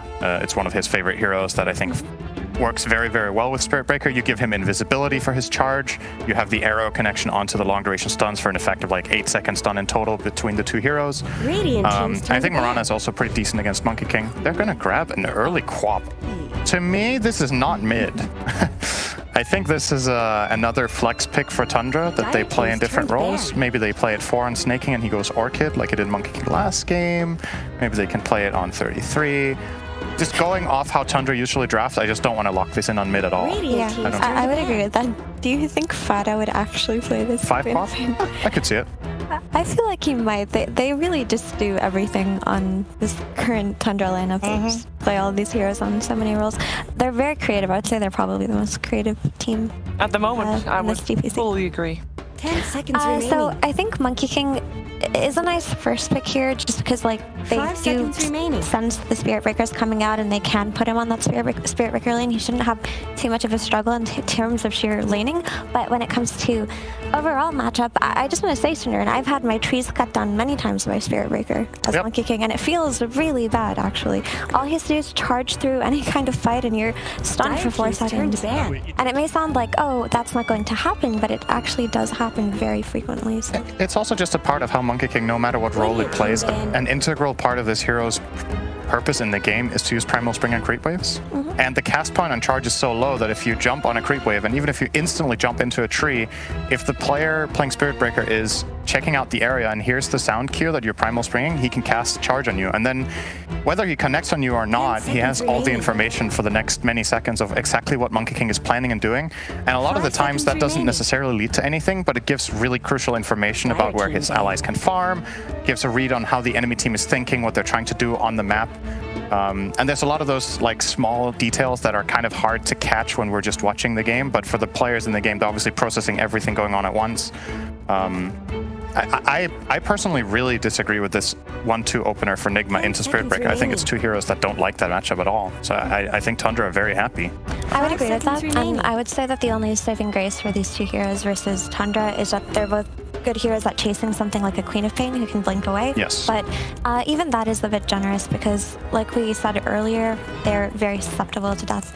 The pick order wasn't that either, so you can't really give them credit for counterpicking a hero that got picked afterwards, right? It just happened to happen that way. Yeah. But I like that Queen of Pain has made a bit of a re-emergence, right? This hero can fit Tundra's playstyle. They like to play all over the place. They like to collapse on this mid lane very early on, and they enjoy having these low cooldown, high damage type heroes. So Queen of Pain fits the bill very well. It's just that she... And you can relegate her to basically just being a damage dealer here. So in terms of heroes with a heavy skill set, she's not the best out there, but she is fun to play and watch. I believe this is one of the first games that Nigma Galaxy have played with Armen as a stand-in, or rather the first game that Batrider has not yet been banned. Dire Team's turn to pick. So they have a chance to pick Bat for Armen in that mid lane that we have talked about, that is his most comfortable mid lane hero. That's a bad matchup against Quap though. Yeah, exactly. That's a really good point, Shiver, but maybe that's why they let the Queen of Pain come through, right? They say, if you do take this Batrider, we will put this Queen of Pain in the middle lane. So by picking this hero, they're trying something new, but also protecting themselves against this potential Batman. 5 seconds remaining. This opens up for more value from playing Spirit Breaker Core. You can go Silver Edge, a very good way of dealing with Tidehunter later in the game. You also have Spirit Breaker Shard, which applies, I believe, a 4-second break on that, I want to say. So also not... Honestly, another matchup for Spirit Breaker. I think Tidehunter is a little bit more double-edged than the other ones are for me, because Anchor Smash can be annoying for Spirit Breaker. It's one of the harder heroes to kill, but overall, again, I think Tundra getting a lot of value out of their first pick as B. This Gyro could be any role. I'm thinking it's Fata's hero, this Gyro. It could be Fata Gyro, it could be Skitter Gyro, the OD could be 33, it could be Snaking. It could basically be anybody at this point. I genuinely believe that all 4 heroes that Tundra have right now can play 3 or more roles within their team. Yeah, I think so. Maybe even 4 roles on all of them. And all of these players should be very comfortable on all of these heroes, and that's something that's very unique to Tundra. If there's a player in this tournament that would play 5 OD, it would be Fata, right? So it's the reason I'm not ruling that out is that it's such a clear pattern with how Tundra draft. I genuinely think the way they approach any given patch is that they sit down and they talk about what hero can we play. Like, let's make a list of as many heroes as possible that we can play in 3+ roles. And then they rate them high and pick them early. And then they do them in priority order of which ones they think are the absolute best. Spirit Breaker clearly on top right now. Nigma Galaxy, they're going to grab the Morph as a 1-to-1 counter to Gyro. I think this relegates the Gyro to support. You don't skill Flat Cannon, and then that's a done deal. Then you don't have that problem. This is a really good morph pick because he can morph into any of these Tundra heroes and get a lot of value out of that skill set. So all of the morphs. Yeah, really, really good replicate targets for morphling here. I'm a bit worried about the pacing again, though, here. Now, Nigma Galaxy are playing Tide Morph. It's not slow per se in that way, but you look at the Tundra lineup that wants to take the fight to probably minute 15. I don't know if Morphling is going to be truly ready. Tide will. His matchups in this game, like we've already covered, aren't the best, but they're also not absolutely terrible. I think the OD can be a little bit tricky. Dire Team's turn to ban. We watched Alliance play Tidehunter versus OD. Who was their last matchup? Alliance? Yeah. Team Secret. Yeah, Team Secret. Yeah, and they did pick OD as a response to Tidehunter. And even though it's not like... a one-to-one counter in that, yes, this OD will kill the Tidehunter, but he does do the damage to kill him, but more importantly, he can Astral him, and for those 4 seconds, you can play around this Tidehunter, because typically Tidehunter just wedges himself between the enemy team and his team, and is a nuisance that you have to deal with. He's a bit similar to Timbersaw in that you have to draft to answer him or to kill him in some way, or just some way to kite around him, right? So OD does offer that for them. And it's also just nice because, yes, it does deal damage, but the Kraken proc doesn't matter because the damage is dealt after the Astral's over. So it's a guaranteed lockdown. A lot of other spells that you would get against Tide, which is honestly also one of the reasons why teams used to counterpick Tide with Doom. It's just that, okay, done deal, right? Yeah. You put this spell on him and you know that the Kraken isn't going to be a problem. If you have any sort of stun or silence, there's always this voice in the back of your mind that's like, did Tide take 500 damage recently? Did he take 400? Like, when's the Kraken coming off? We don't really know. But with this, you don't need to worry about it. You banish him and then you move on with the fight. Yeah, it's very solid. I will say though, like historically speaking, OD is a really good counter to Morph, and I think that can't be a surprise here to Nigma that that's the choice that they're making. That if the OD is a core and will go more of an Arcane Orb based build later, or even if he doesn't, like Morphling is one of those equilibrium heroes where you try to play on as low health as possible without dying. OD kind of forces that bottom range of the equilibrium higher, right? You can't just play around on 700 health in a fight because you could get Astral ultied and die at any given point, so it's a bit annoying. The more I look at this OD, I'm it's really good this game. Yeah, it's really good this game, and I feel like it might be an offlane OD. I think so too. And that should be pretty set in my opinion, but outside of that, definitely very free Meteor Hammer game. The only stun that they have at the moment is the Boundless Strike of Monkey King. They do have the Ravage, but that's way too high cooldown, and the potential of a Strength Morph Strike, that's not really going to happen too. So this should be a very free cast on the Meteor Hammer. So do you like Queen of Pain mid or Queen of Pain position 4? I feel like that's the question at the moment. Exactly. They're going to see the last pick and they're going to decide based on that. Both options are fine. I think Ursa is an excellent last pick. He's a good one-to-one matchup against Tide in lane. He buys Diffusal Blade and eats all Morphling's mana. Also very useful against Monkey King, who is like a lot of what Nigma Galaxy have going for them here really gets countered by Diffusal, which I think they identified very well. And now that this is Tenacious Prophet last pick, this Prophet's going mid, so I honestly think Tundra should probably just put their Spirit Breaker mid here. And he has a lot of armor. They will pick it on 9. Hey, Armen is playing Tide. So oh, never mind. They swapped it around. Okay. So 9 going mid here makes a lot of sense to be on Quap. First of all, you can just buy that early Orchid, which is really important. You also have the Blink to just get out of that Sprout that's going to be a nuisance early on. But that early Orchid is going to be very monumental in killing this Morphling. They can really bring the pressure to him, I believe. And if 33 has a good lane, this early Meteor Hammer is going to do so much because this Nature's Prophet did not solve it either.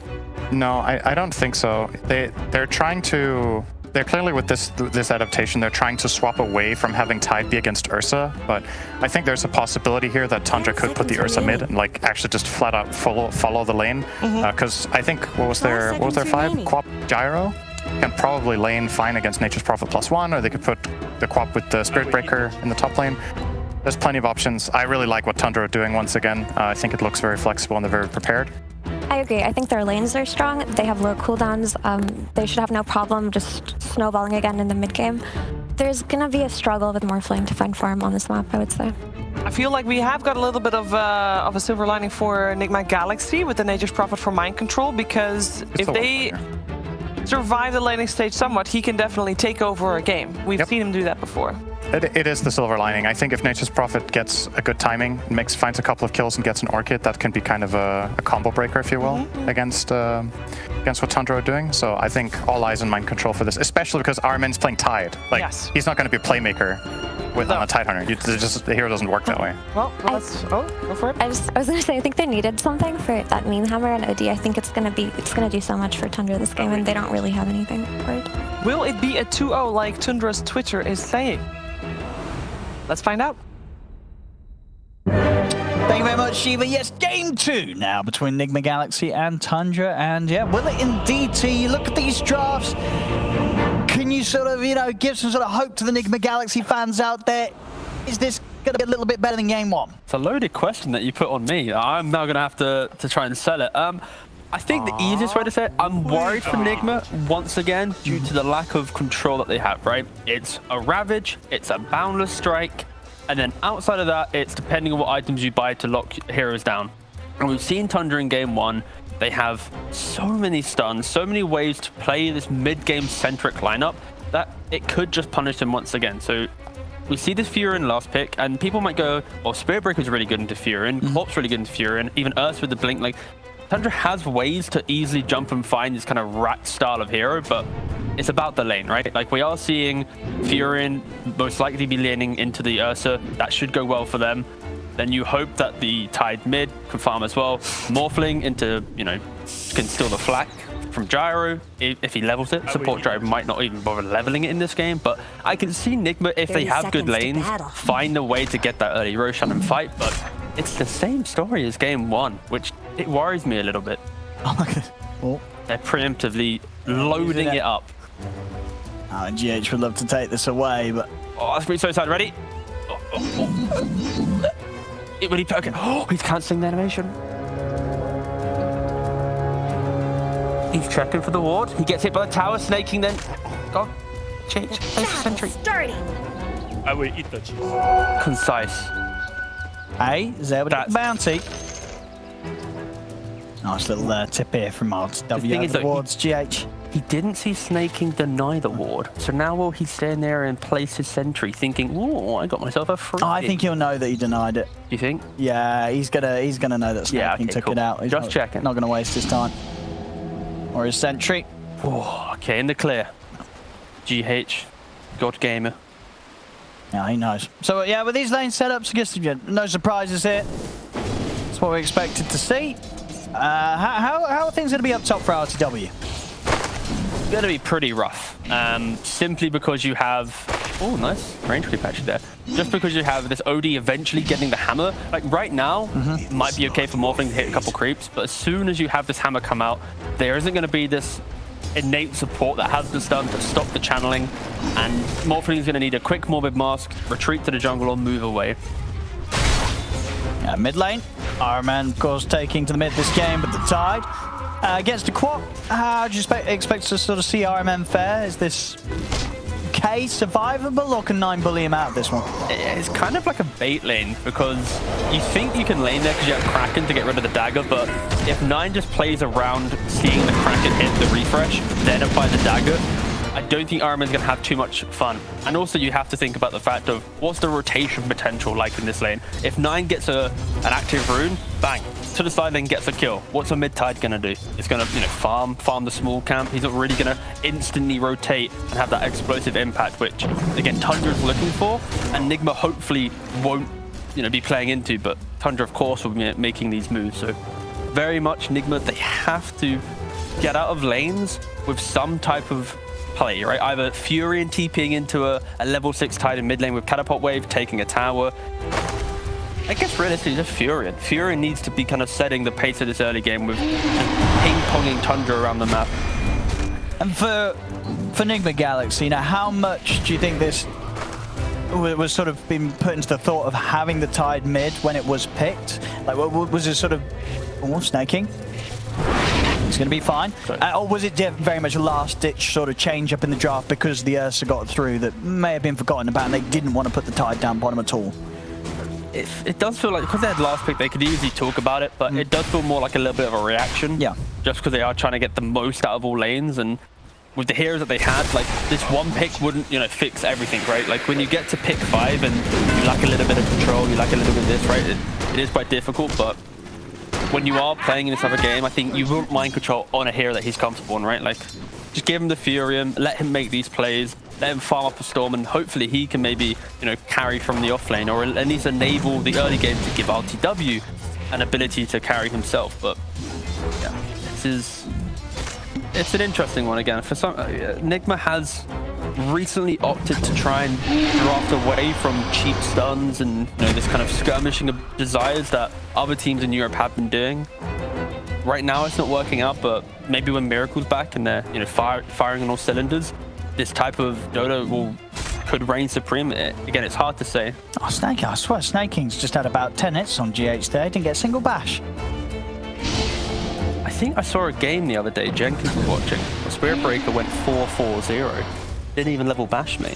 Oh wow, that is... I mean, if you're not feeling lucky. Yeah, why bother? You know, if you're not a betting man, don't bother getting bash. But Snaking has bash.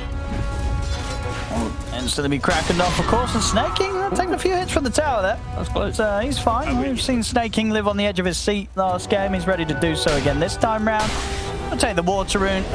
Close to getting the kill. Actually, Kurok, he will find it. Just getting Jumps in. There's first blood for Kuroki with the boundless strike. Nicely done. Reminiscent of game 1 when Snaking made the same play on Monkey King, though. Jumping from the triangle. It was the river. Kuro, showing he can make the moves like Snaking did in that last game.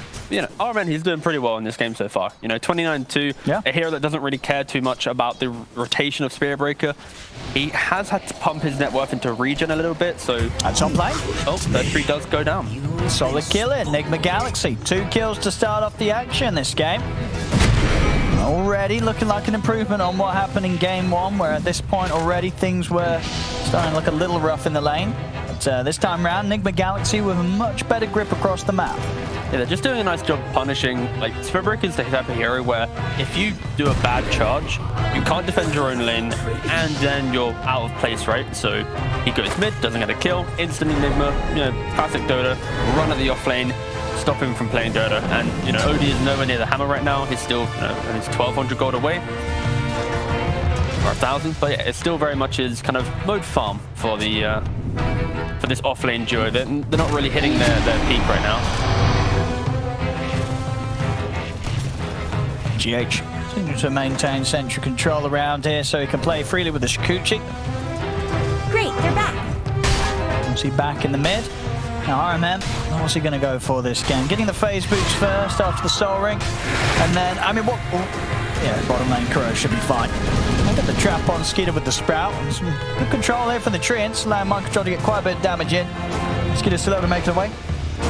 But yeah, what would you imagine is going to be the first big item this game for RMN? Is he looking for sort of that blink rush, or is he building auras for the team? What's he doing? I'd love for him just to be tanky, you know, eat up the damage of Tundra. So, you know, go phase, go a hood, maybe even then go like a halberd to deal with like the Ursa if he jumps on top of him. And of course, then you want the initiation, a blink refresher type situation.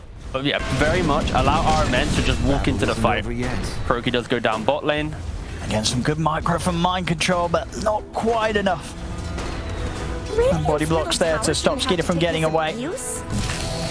So top lane, they're going to go for 33s. Use the Astral. They form a little short. They can run the adaptive strike. I see the diving from GH. GH with the dive gets the kill. They have to find the kill bottom lane. Meanwhile, the reason why 33 did die is because Snaking is charging into bot lane. Mind control already low before Snaking even arrives. Kuro will be able to get up into the trees in time. Tundra starting to hit back a little bit in this laning stage. Still overall though, Nigma Galaxy in a slightly better position at 7 minutes in. Which is really nice just because this is the type of game where if Ursa has a complete free start, he gets Diffusal Blade. Ooh, no, he's fine. Diffusal Blade Blink, then he can destroy the Morphling. But if Morphling can equal the items, you know, he gets a man. Kuro's still got to boundless. Is he going to go for this? I mean, it's a big He's got kill. no spring for 5. So if he can keep chasing and go for the balance into the spring, he might be able to go for... Oh, is he going to cancel the salve at least? Oh, no, oh, no. I see Skeeter salving up and knows that there's not going to be the opportunity for him to take him down. Be enough for the primal and the boundless. A rare moment. Whoa! Flashback from CSGO. What was that? A rare moment where RN dies. Unfortunate. I will eat the cheese. In a second. Yeah. In another second. There we go. A carry bought his own salvo in. He did. Well, that was his own one coming out to him. How long has it been since a carry has bought their own regeneration? That is why Tundra's doing so well. I mean, Skeeter is, you know, he's in the zone. We saw him in last game. Insane KDA. So far, this game hasn't died. Even for the sort of brawling that Nigma Galaxy is bringing to him on the bottom lane, he's playing it very safe and sound here, Skeeter. Oh, mind control. And it's got, oh, the first hit bash. It's going to start the action off. And he's into the trees, but Skeeter is in there as well. With the charge at the ready, no chance for escape for mind control. Top lane, Smoke with the setup. Knight is ready to go. See what he can do with the lead in. Look towards the turn, and the hard targets to go on. RMN does have a Ravage available. See, RTW turns to try and take the missile out. He's going to start shifting that strength up. Poking at RMN for now. He has got the Ravage if he feels threatened. Astral into the hammer. I got the timing down to a seal. Put the Ravage, but that That's not the Ravage you hope for.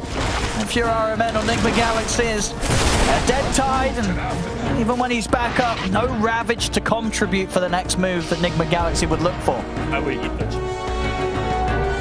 Yeah, the start of that engagement, it was very much them running into the Tide and the Morphling, and hopefully Enigma, they're like, okay, maybe we can surprise them. Morphling tries to initiate. Potentially if RMN just pop the Ravage straight away, that could have gone a little bit better, but it doesn't work out. And then, you know, the product of that as well, Tundra just... When Fada plays these annoying fives, he pairs up so well with Nine. Like, the reason why Tundra just performs so well currently is the fact that he has so much damage on arrows and kills everyone. And mind control goes down as well. Like, the way in which they've broken down this map now, it is scary to play, right? Like, there is no Ravage. Mind control's died 2-3 times in a row.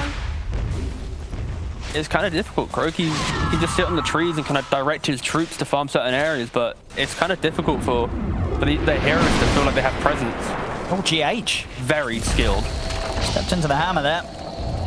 He's going to try and turn and chase down 33, but nothing GH can do on his own. Quick time that was back away from that, especially with the TP coming in from Fado. Level 6 with the cooldown, he's ready to fight. Mid lane, RMN stepping up, has Kuro by his side. Top lane, the charge is coming in onto GH. That's already used the time lapse. No ultimate though on Spirit Breaker, so there we go. Can't be too cheeky and properly dive. Well, he's not going to be diving tier 2s quite yet. Well, you never know with Tundra. That's true, actually. Like 15, so... they were going past the tier 3s with tier 1s still up last game. Tower has fallen. And if there was ever a hero to bait out a couple TPs, it would be the bulldozed Spirit Breaker, you know, getting deep in the base. And with the time, Snaking's now got the 6 ready for the next move. And he's already looking for it. Will he get bashed by Roshan? Ooh. Oh, I didn't. Spotted out by GH. They know that he's coming in. RMN, he's a tough one to dive. You know, luckily for Nigma right now, they're not actually reacting to this, right? Like, the charge is coming in, but they're not going, guys, let's set up and make the play. They are just farming, keeping it slow. And they've got to be a little careful now. RMN will have the Ravage back up in 10. Yeah. See a smoke up from Nigma Galaxy. Actually, just from the 2 supports as they have their eyes on 33 top. See if the 2 of them can do it. And with the Primals bring up... Oh, no! Oh, that's unfortunate. All right, goodbye. 33 back to base, and he's fine. Agent Centaur coming in, the 6th man for Tundra. Oh, and RMN's got to be a bit careful mid. They may have to burst with a Sonic Wave and a cooldown if they want to do it. But they'll hold back. RTW shows his face as well as GH. Again, Tundra at the moment being very reserved with their diving.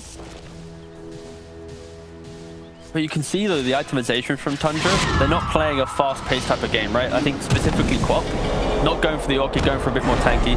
You know, they're trying to... Oh! Wait, does he get... He stays in the tree, no? I think so, yeah. Was able to throw his way towards the tree before the Astral comes. Like, if you get glimpsed, you stay in the Astral. You don't get glimpsed back. So, like, that was kind of weird. Dyer's bottom tower is under attack. Like you should stay in the Astral. Well, it's probably like Burrow Strike as well, right? If you get Astral mid Burrow Strike, you probably you come out at the end of the Burrow Strike, right? Should it work like that? Do you think? Okay. Do you think if they've been able to press the button to get out, been able to press the button to get them, but then they get caught, who do you think should be rewarded? The guy getting the catch or the guy getting out? Because currently the guy getting out gets rewarded. We keeping it that way? I mean, if you get any sort of disable onto Monkey King when he's already jumping into a tree, right? Do you always end up in the tree, or the stun? Does a stun stop it? Yeah, he always goes tree. He always gets to the tree, right? So it's, you know, it's across the board, works. So, you know, that's just how the spell is. And you know, one of the reasons why Monkey King's so strong, right? You have that pretty reliable form of escape. As Kuro's demonstrating again, clearing out the mid lane, holding this tier 1 on his own right now. Yeah, he's defending the tower nicely. Yeah, but going back to the point of tankiness, you know, Tundra, they are just waiting for their items to be able to play, right? It's once Ursa has the Fusel Blade, they'll probably look towards Roshan. By the time that happens, Quap should have Sanj and Kaya. OD should have maybe like the Link Meteor Hammer. Like, they're all going to have these cheap items to then run at Nigma. And if you compare that, you know, Morphling will have maybe like a Yasha. Ursa will, Tidehunter might have a Blink if he's able to farm a lot. Like, it's a lot of waiting for Nigma, and they need to be ready to contest Roshan with everything that they've got. Otherwise, this could be Tundra really kind of excelling the lead that they are slowly building. Looking pretty dead here.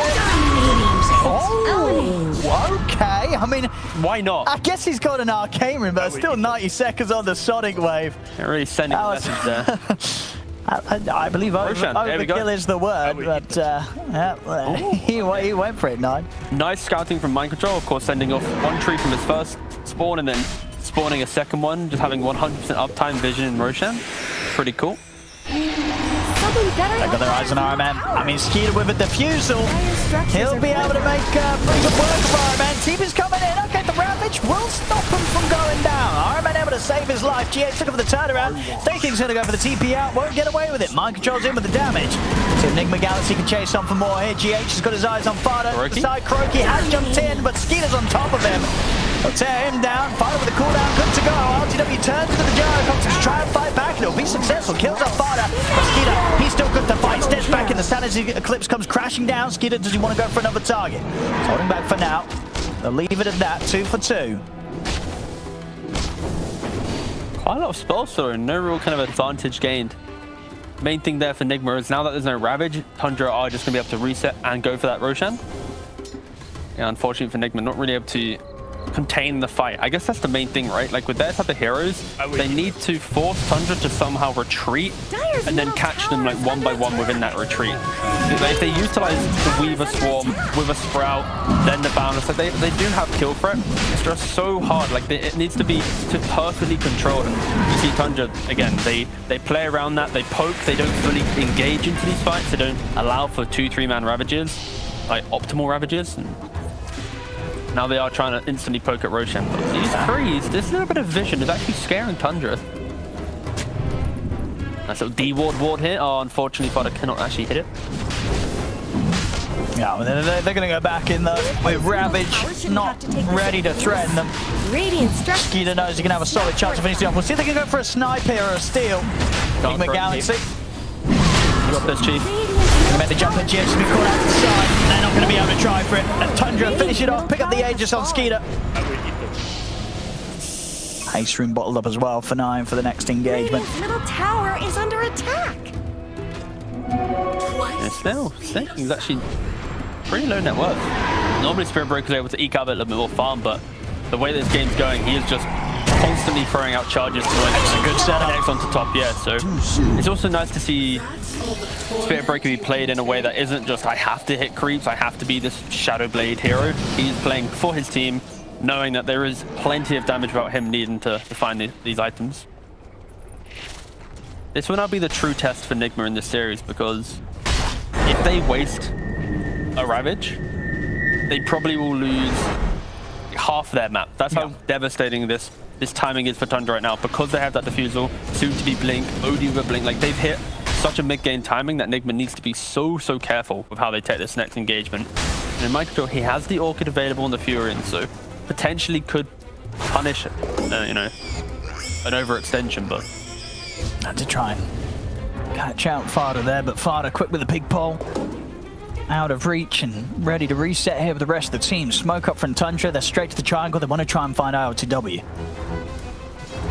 He is farming very defensively though. And also he's going Sanj and Yasha, so also not going well, standard starter, but he is itemizing for the fight as well.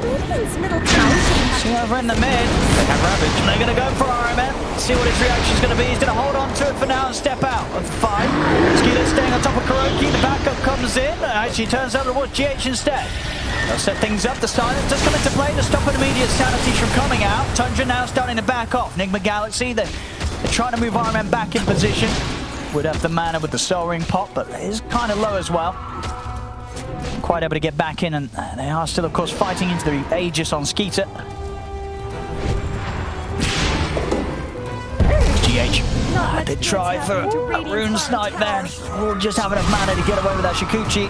He's not going to be able to get far enough away though. 9 jumps in, finish off the kill.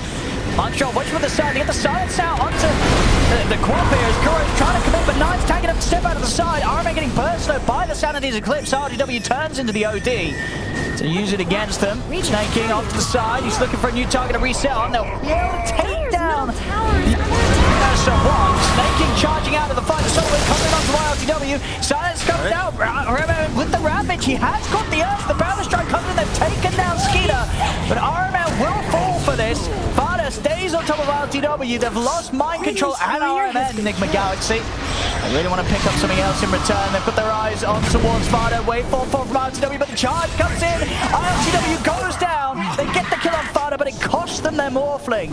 As Nigma Galaxy tried to continue to commit to get more out of it, but they lose their carry. Oof, that fight, it lasted so long, but also started with Tundra kind of showcasing, even when they aren't able to connect with It's not over yet. Snaking. He's ready to start up some more action, Kuro. That's done. We'll be able to put a stop to that. Snaking. He's trying to step away from GH, but I'll get him actually with the Nature's Wrath. With the silence team. All right. Should be able to get 33 as well out of this one. Mind control helps turn the fight around. Comes in, picks up a double kill to end it up. Like, this is the thing though, like this entire engagement was Tundra showcasing if they don't actually cleanly use their spells, Nigma is able to kind of kite and prolong the fights, right? You know, Weaver, he has the Yules to be able to deal with the status resist of Ursa. He enrages, bang, throw him into Yules, you can delay there. RMN, he had really nice positioning within the trees to kind of get the most optimal Ravage possible.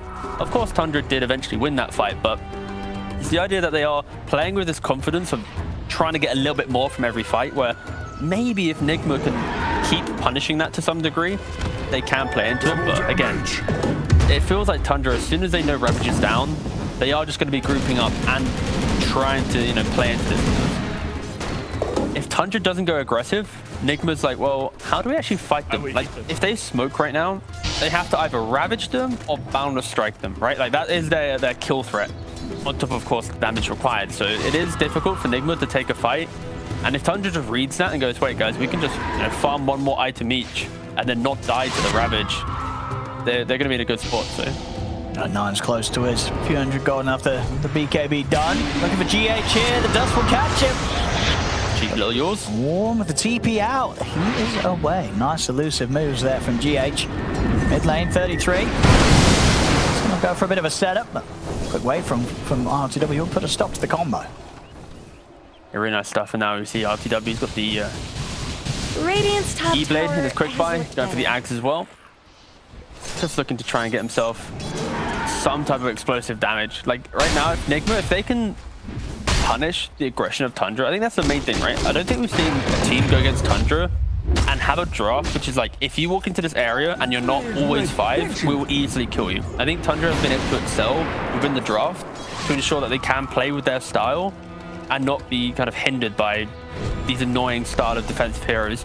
And Nigma right now, even though it doesn't look that good, they actually do have very good defensive heroes through the vision of the Furion trees, through the vision of Monkey King, the annoyance of Weave over Yules and Aghanims, a Titan. Like, they actually have really good heroes for this, and Morphling will scale really nicely into this game if they can overcome this hurdle of aggression. So, like, honestly, this isn't as bad as the first game, which is a great sign for Nigma. Yeah, this is they're pretty much a big improvement on any of the games that Nigma Galaxy have had so far. This is definitely their solidest start. You know, 22 minutes in, 1K lead.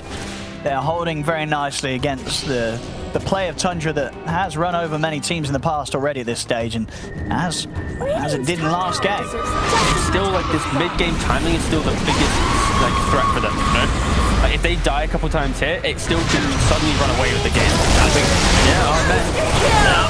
It's going to go down, get the Ravage off, but it's not really going to set up too much for Nigma Galaxy. As Tundra, they'll back off, they lose Fada, but the rest of them are out there.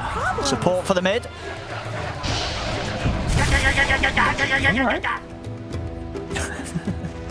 I do love the fact that Morphling, when becoming another hero, can use their voice lines. I don't know if it's intended, but it's a very nice touch. Nice. Probably one of those things. Oh, but we'll leave that in. Yeah. Oh, but indeed, it's a nice thing. Yeah, it's a banger. Yeah. Radiant's So 500 gold away from BKB. Cop with a BKB. Like, they're looking rather healthy to take these engagements. But again, Nigma have done a really good job at being able to offer up RMN as this kind of like sacrificial lamb just long enough to then be able to get some turnaround kills. Once again, the Yules coming out. If you're ever playing against Spearbreaker, Yules destroys the hero. Against Ursa, pre-BKB, destroys the hero. Yules does not in any way take into account status resistance, so they will always be Cyclone for the entire duration, no matter if they have Boulders active or Enrage. Very good. Yeah, the Shadow Blade is going to be the difference maker. Once he has that done, he's going to have much more of a chance of closing the gap. Nine and Fada. on the hump. 5 seconds, the Sonic Wave's ready to go. They're going to jump straight away under the tower, look to burst KuroKy. They will be able to do so here with a missile. Reaction coming in from Nigma Galaxy. We'll see what Isn't going to last long. can do here. Is Tundra back off? As they back off, actually Skeeter wants to get in onto RMN, but the disarm is out. Holding back the offensive potential for him now. They'll turn towards GH and then burst. And now the missile redirect to go towards RMN. It's going to work very nicely in their favor here as RMN stunned under the tower, finished off by the Sonic Wave, set up there on the side. The corner RTW, Skeeter's in on top of it. The man is starting to get burnt. He's got enough to get out to the side. Turns in the quad to get to the high ground, but Tundra, they're ready to go off to the high ground. Snaking charge in the corner. The Savage is crashing now. And yet again, Tundra, they're diving tier 3s. They're fighting under tier 4s. Snake feels the effect of that. Oh, and the tier 1's still alive. I mean, 2 times in 2 games here, Tundra, and this time Tundra doing it in a game that's it's even on the net worth. You know, Tundra showing that, well, we may not be massively ahead, but when we see the opportunity to dive and get away with it, we absolutely will go for it, they say. And they do. Big dives and big kills. Yeah, the beautiful layers to where the damage comes from, but also the simplicity in which when they find a hero, the ability to control that hero is so clear, right? You've got imprison, charge, just jumping on them, and also the amount of angles they come from. The fight starts with KuroKy just dying underneath the tower, right? And that kind of unlocks the ability to, oh, well, that's half the stun's gone, Owen, so we can now continue forward. Suddenly, of course, you know, RMN dies, and guess what? It's free game. Already had to be BKB, quickly getting into that Blink Dagger. And now Tundra will probably be sweeping across the map, looking for pickoffs whenever they need, and then going towards Roshan. And, you know, the Tidehunter did actually do the build, the phase, the hood, the halberd. Very much going defensive, and why he's been able to at least be a little bit annoying in the early points of this engagement. But for Nigma right now, it's still the Morphling waiting game. If Morphling can get to a point of E-Blade, Skadi, maybe the Ags he has in Quick Bite, like if he gets to these items, that's when suddenly the Morphling v Ursa matchup does kind of go tops and tails. It change a little bit, because you can stop the Ursa from right-clicking with the E-Blade.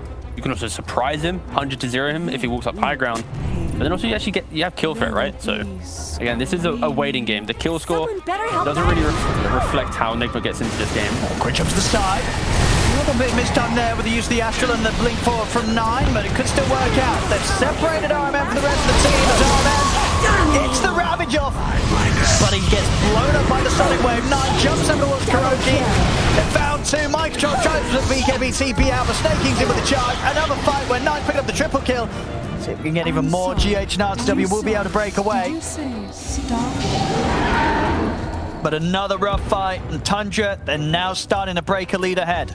The Tundra, they just keep moving so quickly around the map, because whenever they see one moment where Nigma's not out of position, but at least walking slowly to a new area, it's going to force out the Ravage. It's going to force out this monkey to be, you know, to throw out his stun. And again, I feel like I've said this so many times now, but it's so hard for Nigma to take these fights until they have every hero of like 20k net worth, because they either need to crush the game early, or they need to have Orchids, Hexes, 4-stars, EKBs, Skadis. They need so many items to feel confident. And, you know, Tundra, they are just punishing it with the constant amount of charges. Oh, goodbye, GH. Immortality. Maybe even more. They'll try with the E-Blade combo onto 9, but the BKB's popped, and now with the setup with the Astral, they're ready to go for RMN. Mike turns the spam to hold back 9. They get the silence up on the quad. The Snaking charges in, they take out RMN. RTW will be able to burst down 9, but now RTW low on the mana. He's got to retreat. The Sanities comes crashing down. RTW able to turn back into the quad to jump out. Kuro's left behind. Double kill for 33. Nigma Galaxy 3 down yet again. Even see Skeeter there eyeing up there, chasing Mind Control back to the base. They get the Roach, they get the Aegis on Skeeter. Shot as well. And 26-14, that 5k lead, it's appeared, and the seeds of it feels like it's only going to grow if we've learnned anything from the last few Tundra games that we've seen. Once they get ahead, they know how to keep that momentum going. Yeah, if you want me to be a little bit optimistic here, Morphling did gain 840 gold from that fight. So an Aegis fight where Morphling suddenly, has E-Blade already a point boost, like an Ultimate Orb, sorry. Like, if you're Nigma right now, this is not a game where you're going, oh guys, Morphin got a kill. That's terrible, you know, like they are honestly fighting for the scraps, you know. If they can get any fight where it's not a tier 3 engagement where you're losing 2-3 heroes and suddenly catapult waves hitting tier 3s, etc., like Nigma should be happy. This is not the type of game where they're expecting to have a 5-man wipe. They're expecting to, you know, not die and kill everyone. If they can just get a little bit of something from every small engagement, that's when they're maybe going to be able to turn this around. Bottom tower is under attack. Nice. Okay. He's going to get away with that. Quick jump in and a jump out. Croaky tried to go for the Atos onto the Spirit Breaker, but of course you Shadow Blade, you dodge the Atos. Croaky coming a little bit late with the detection. But I think if they ever connected on the barrier there, they'd have probably both died because how quick Skidder was to react, instantly TPing, then getting to the fight. But like this is kind of nice, right? If Nigma can get into this rhythm of Kuroki just skipping waves, something that Core Monkey King does well. It goes for the boundless, but that's going to reveal his position. Yeah, unfortunate. And it's why, you know, Spirit Breaker is so good against Fury and Monkey King, these split pushes. But if they're able to find a way for Monkey King to get off these kind of split pushing plays, it does enable the farm elsewhere. I'm going to see Snake King heading for action up top, but this was under a ward. He started off, so RMN aware that they're heading his way. Now see if they're able to blow up RMN. They jump in, Snake King commits to the BKB, Sonic Wave comes out, the Ravage will be into play, and there's the axe from GH, gets RMN back up to full HP. RMN will turn for 9, but no further lockdown with the Ravage already used. So his life is saved, but again, Ravage popping that very long cooldown. Yeah, and again, they highlighted just because of, you know, Spirit Breaker Shard. It enables the ability to even go on a Titan, to entertain the fact that you can jump this hero. Because of the break, the extra 200 damage, it is a really good item. Skeeter. Spider legs away. Whee! Great item as well, Spider legs. It's 9-1 to chase. He's only looking at it. And the Shivas, he's got the moving on to GH. GH off to the side. So the blink picked up on RMN now. BKB on ILTW. So continued tools that will give Nigma Galaxy a much better fighting chance in these team fights. So ILTW will be pretty strong. They're 4-2-5. He's pretty much even with the farmer Skeeter. He's still in a solid spot as the Morphing. They've just got to find this fight around the Ravage that'll allow him to pop off. It's still going to be hard for the next minute. No Ravage and still the Aegis on Skeeter. We'll have to wait that out. So that's the name of the game, right? When you're playing into an Aegis, you kind of want to prolong it as long as possible. You keep split pushing, if suddenly 2-3 heroes TP to a side lane, the Aegis is playing a bit more aggressive, that's when you go for the engagement. But, you know, they're waiting a little bit. You see, actually, kind of here, Tundra has just split up the entire map right now. You have 2 heroes bottom, and this is why they see us if I'm mid, they look for the people trying to split push. They might, ooh, quick blink from 33 there. Yeah, see what they can find here. Trying to get ILTW into fighting position on Tundra's half of the map. RMN, mate, there's an Ursa. Yeah, Ursa standing next to him. See what they go for here. Starting up from Snaking in with the charge and the bash. GH with the axe. Healing up ILTW back on the full. Good defensive Astral. By a little time here for the Spirit Breaker, and Snaking's able to step out because of it. He'll survive. See if Skid is still able to find a target. 20 seconds left on the Aegis to fight with. Got his eyes on mind control. And be held back by the silence from the Sprout. Jump forward, but not in time with the pack. They're stranded on the mind control. Put the BKB into the trees. Another heal from GH. Gets mind control back up to full HP. A Sonic Wave will knock him back. The back is coming. Mind control still goes down despite GH's best efforts to keep him alive.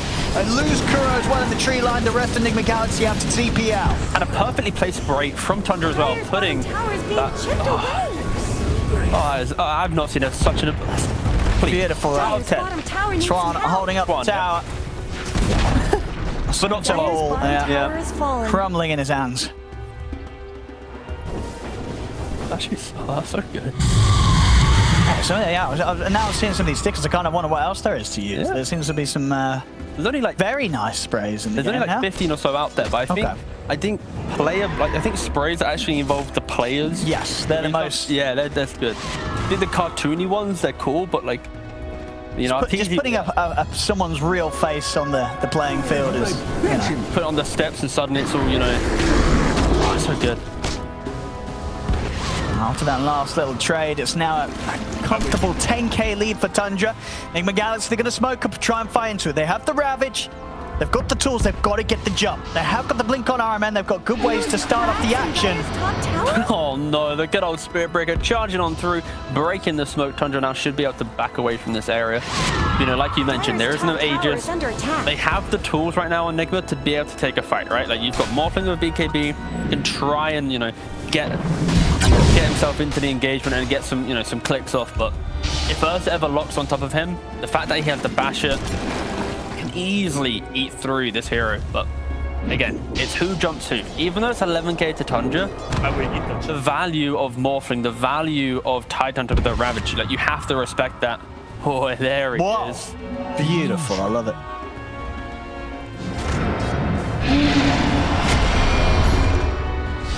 Well, there we go. They have, yeah, nearly got level 25 on 9. Having rather the good game, 9. Wayne definitely have a good game though. He's been pretty hot recently. Like when he first kind of hit the pro scene, it was about like consistency, like especially like with Skidder and 9, it was always like how well do they perform under the pressure, right? And I think that was kind of the thing that stopped them from jumping up the tiers. But in the last year, they have really become the best of themselves. Help for all. Going to pick off on staking. Pretty cool. See if they can turn it into anything else. RMN is charging over to the mid. Trying to skip the wave here. Realistically, if Nigma wants to try and go for a tier 2, they have the vision to support this. They can try and play there. I'd like them to deward the high ground spot that Tundra has some type of vision. This is it's actually expiring, not too bad. But yeah, will Tundra look to defend? Well, they are. Buyback. There is a buyback available. They're keeping it. They're gonna jump. They blow him up. RTW is gone. Was he morphing actually when he died? I think he was starting to morph, right? It's just the damage was so intense there from that initiation of Tundra. He didn't stand a chance. Tower is defended. You know, Nigma, in this type of game, any kill they get, they have to try and do something with it, right? If they just AFK farm, they're going to, you know, slip further and further behind. So I respect them doing it, but just the jump, the threat. Bashes as well. Skeeter just gets in and here we go, assembles GH. So he was agimorphing. Or was it just, yeah, he was. Oh, yeah, he was. Oh, no. No, he just wasn't able to morph at all. Oh, devastating.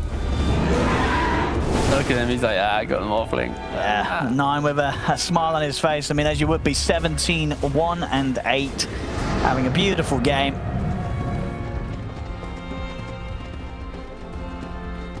You can't help but feel there's a 14k lead, and the way the last few moves have gone, this might be the part of the game where Nigma Galaxy fans might want to avert their gaze here as they look ahead. Oh, mind control. We scouted out. Gazing upon what's to come from Nigma Galaxy might not be pretty again this game, as Tundra seem to be in all but full control right now. Controlled aggression, name of the game, and they have done it so well. Like, don't forget, if we rewind like 15 minutes, they were diving tier 3s, but you know they haven't been back there since that point in the game. Oh, actually, it was kind of that point in the graph. Actually. Yeah. When it started going Tundra way, the correlation of diving tier 4s and gaining gold was weirdly accurate. Left behind.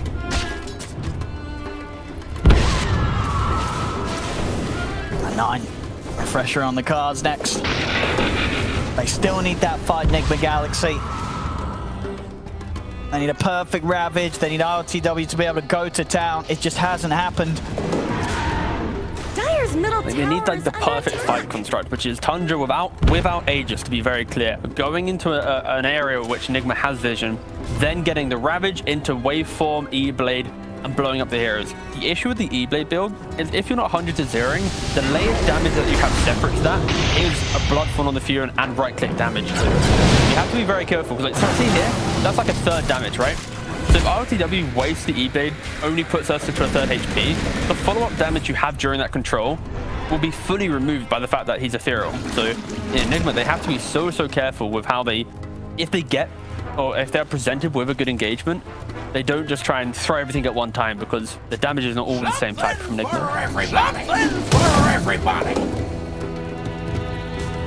At this point in the game, of course, you just pick up the gem. You know, you just run around the map, you start dewarding, close off the map, make you feel very uncomfortable.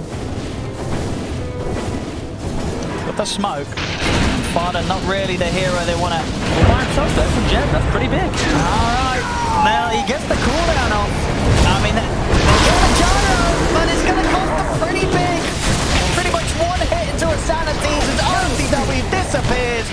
RMN doesn't stand a chance in the face of this Astra. Skeeter tears them apart. They find GH in the trees. Find some time with the Yule Center, but the Sonic Wave's there, ready on the way down. Astral into the hammer, 4 dead.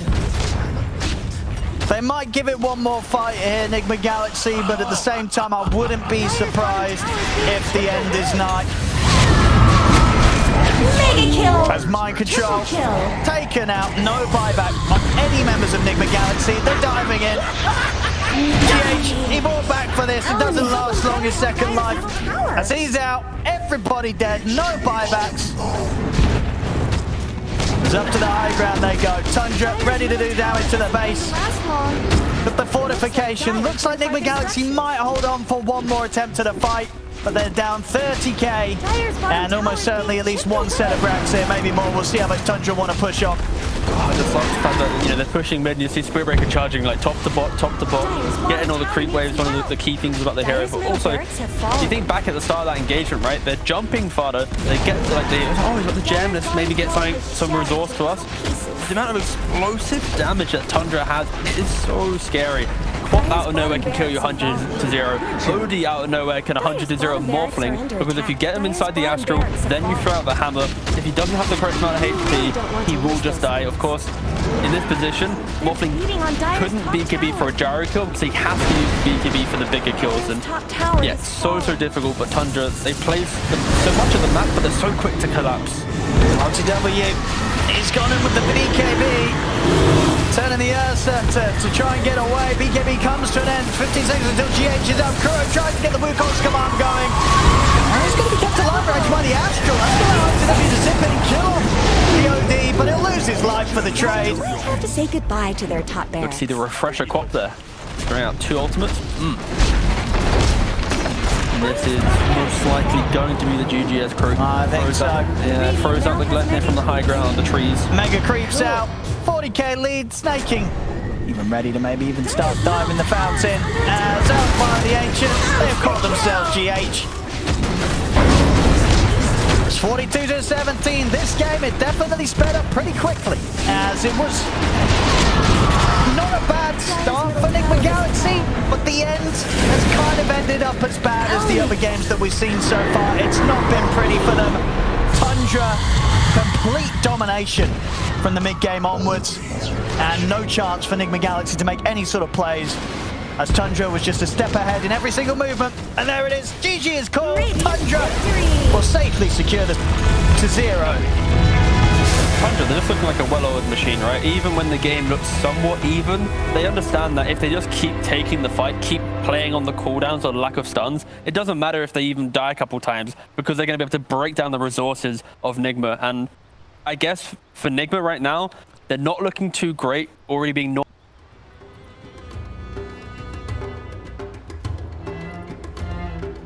And 2 in DPC, but Miracle will be returning soon. Hopefully there's... It's for the next series, right? I believe it's around the 14th, so I assume maybe the next series, but, you know, Miracle returning soon. Hopefully, you know, things get better for the team, because, again, like, the caliber of the team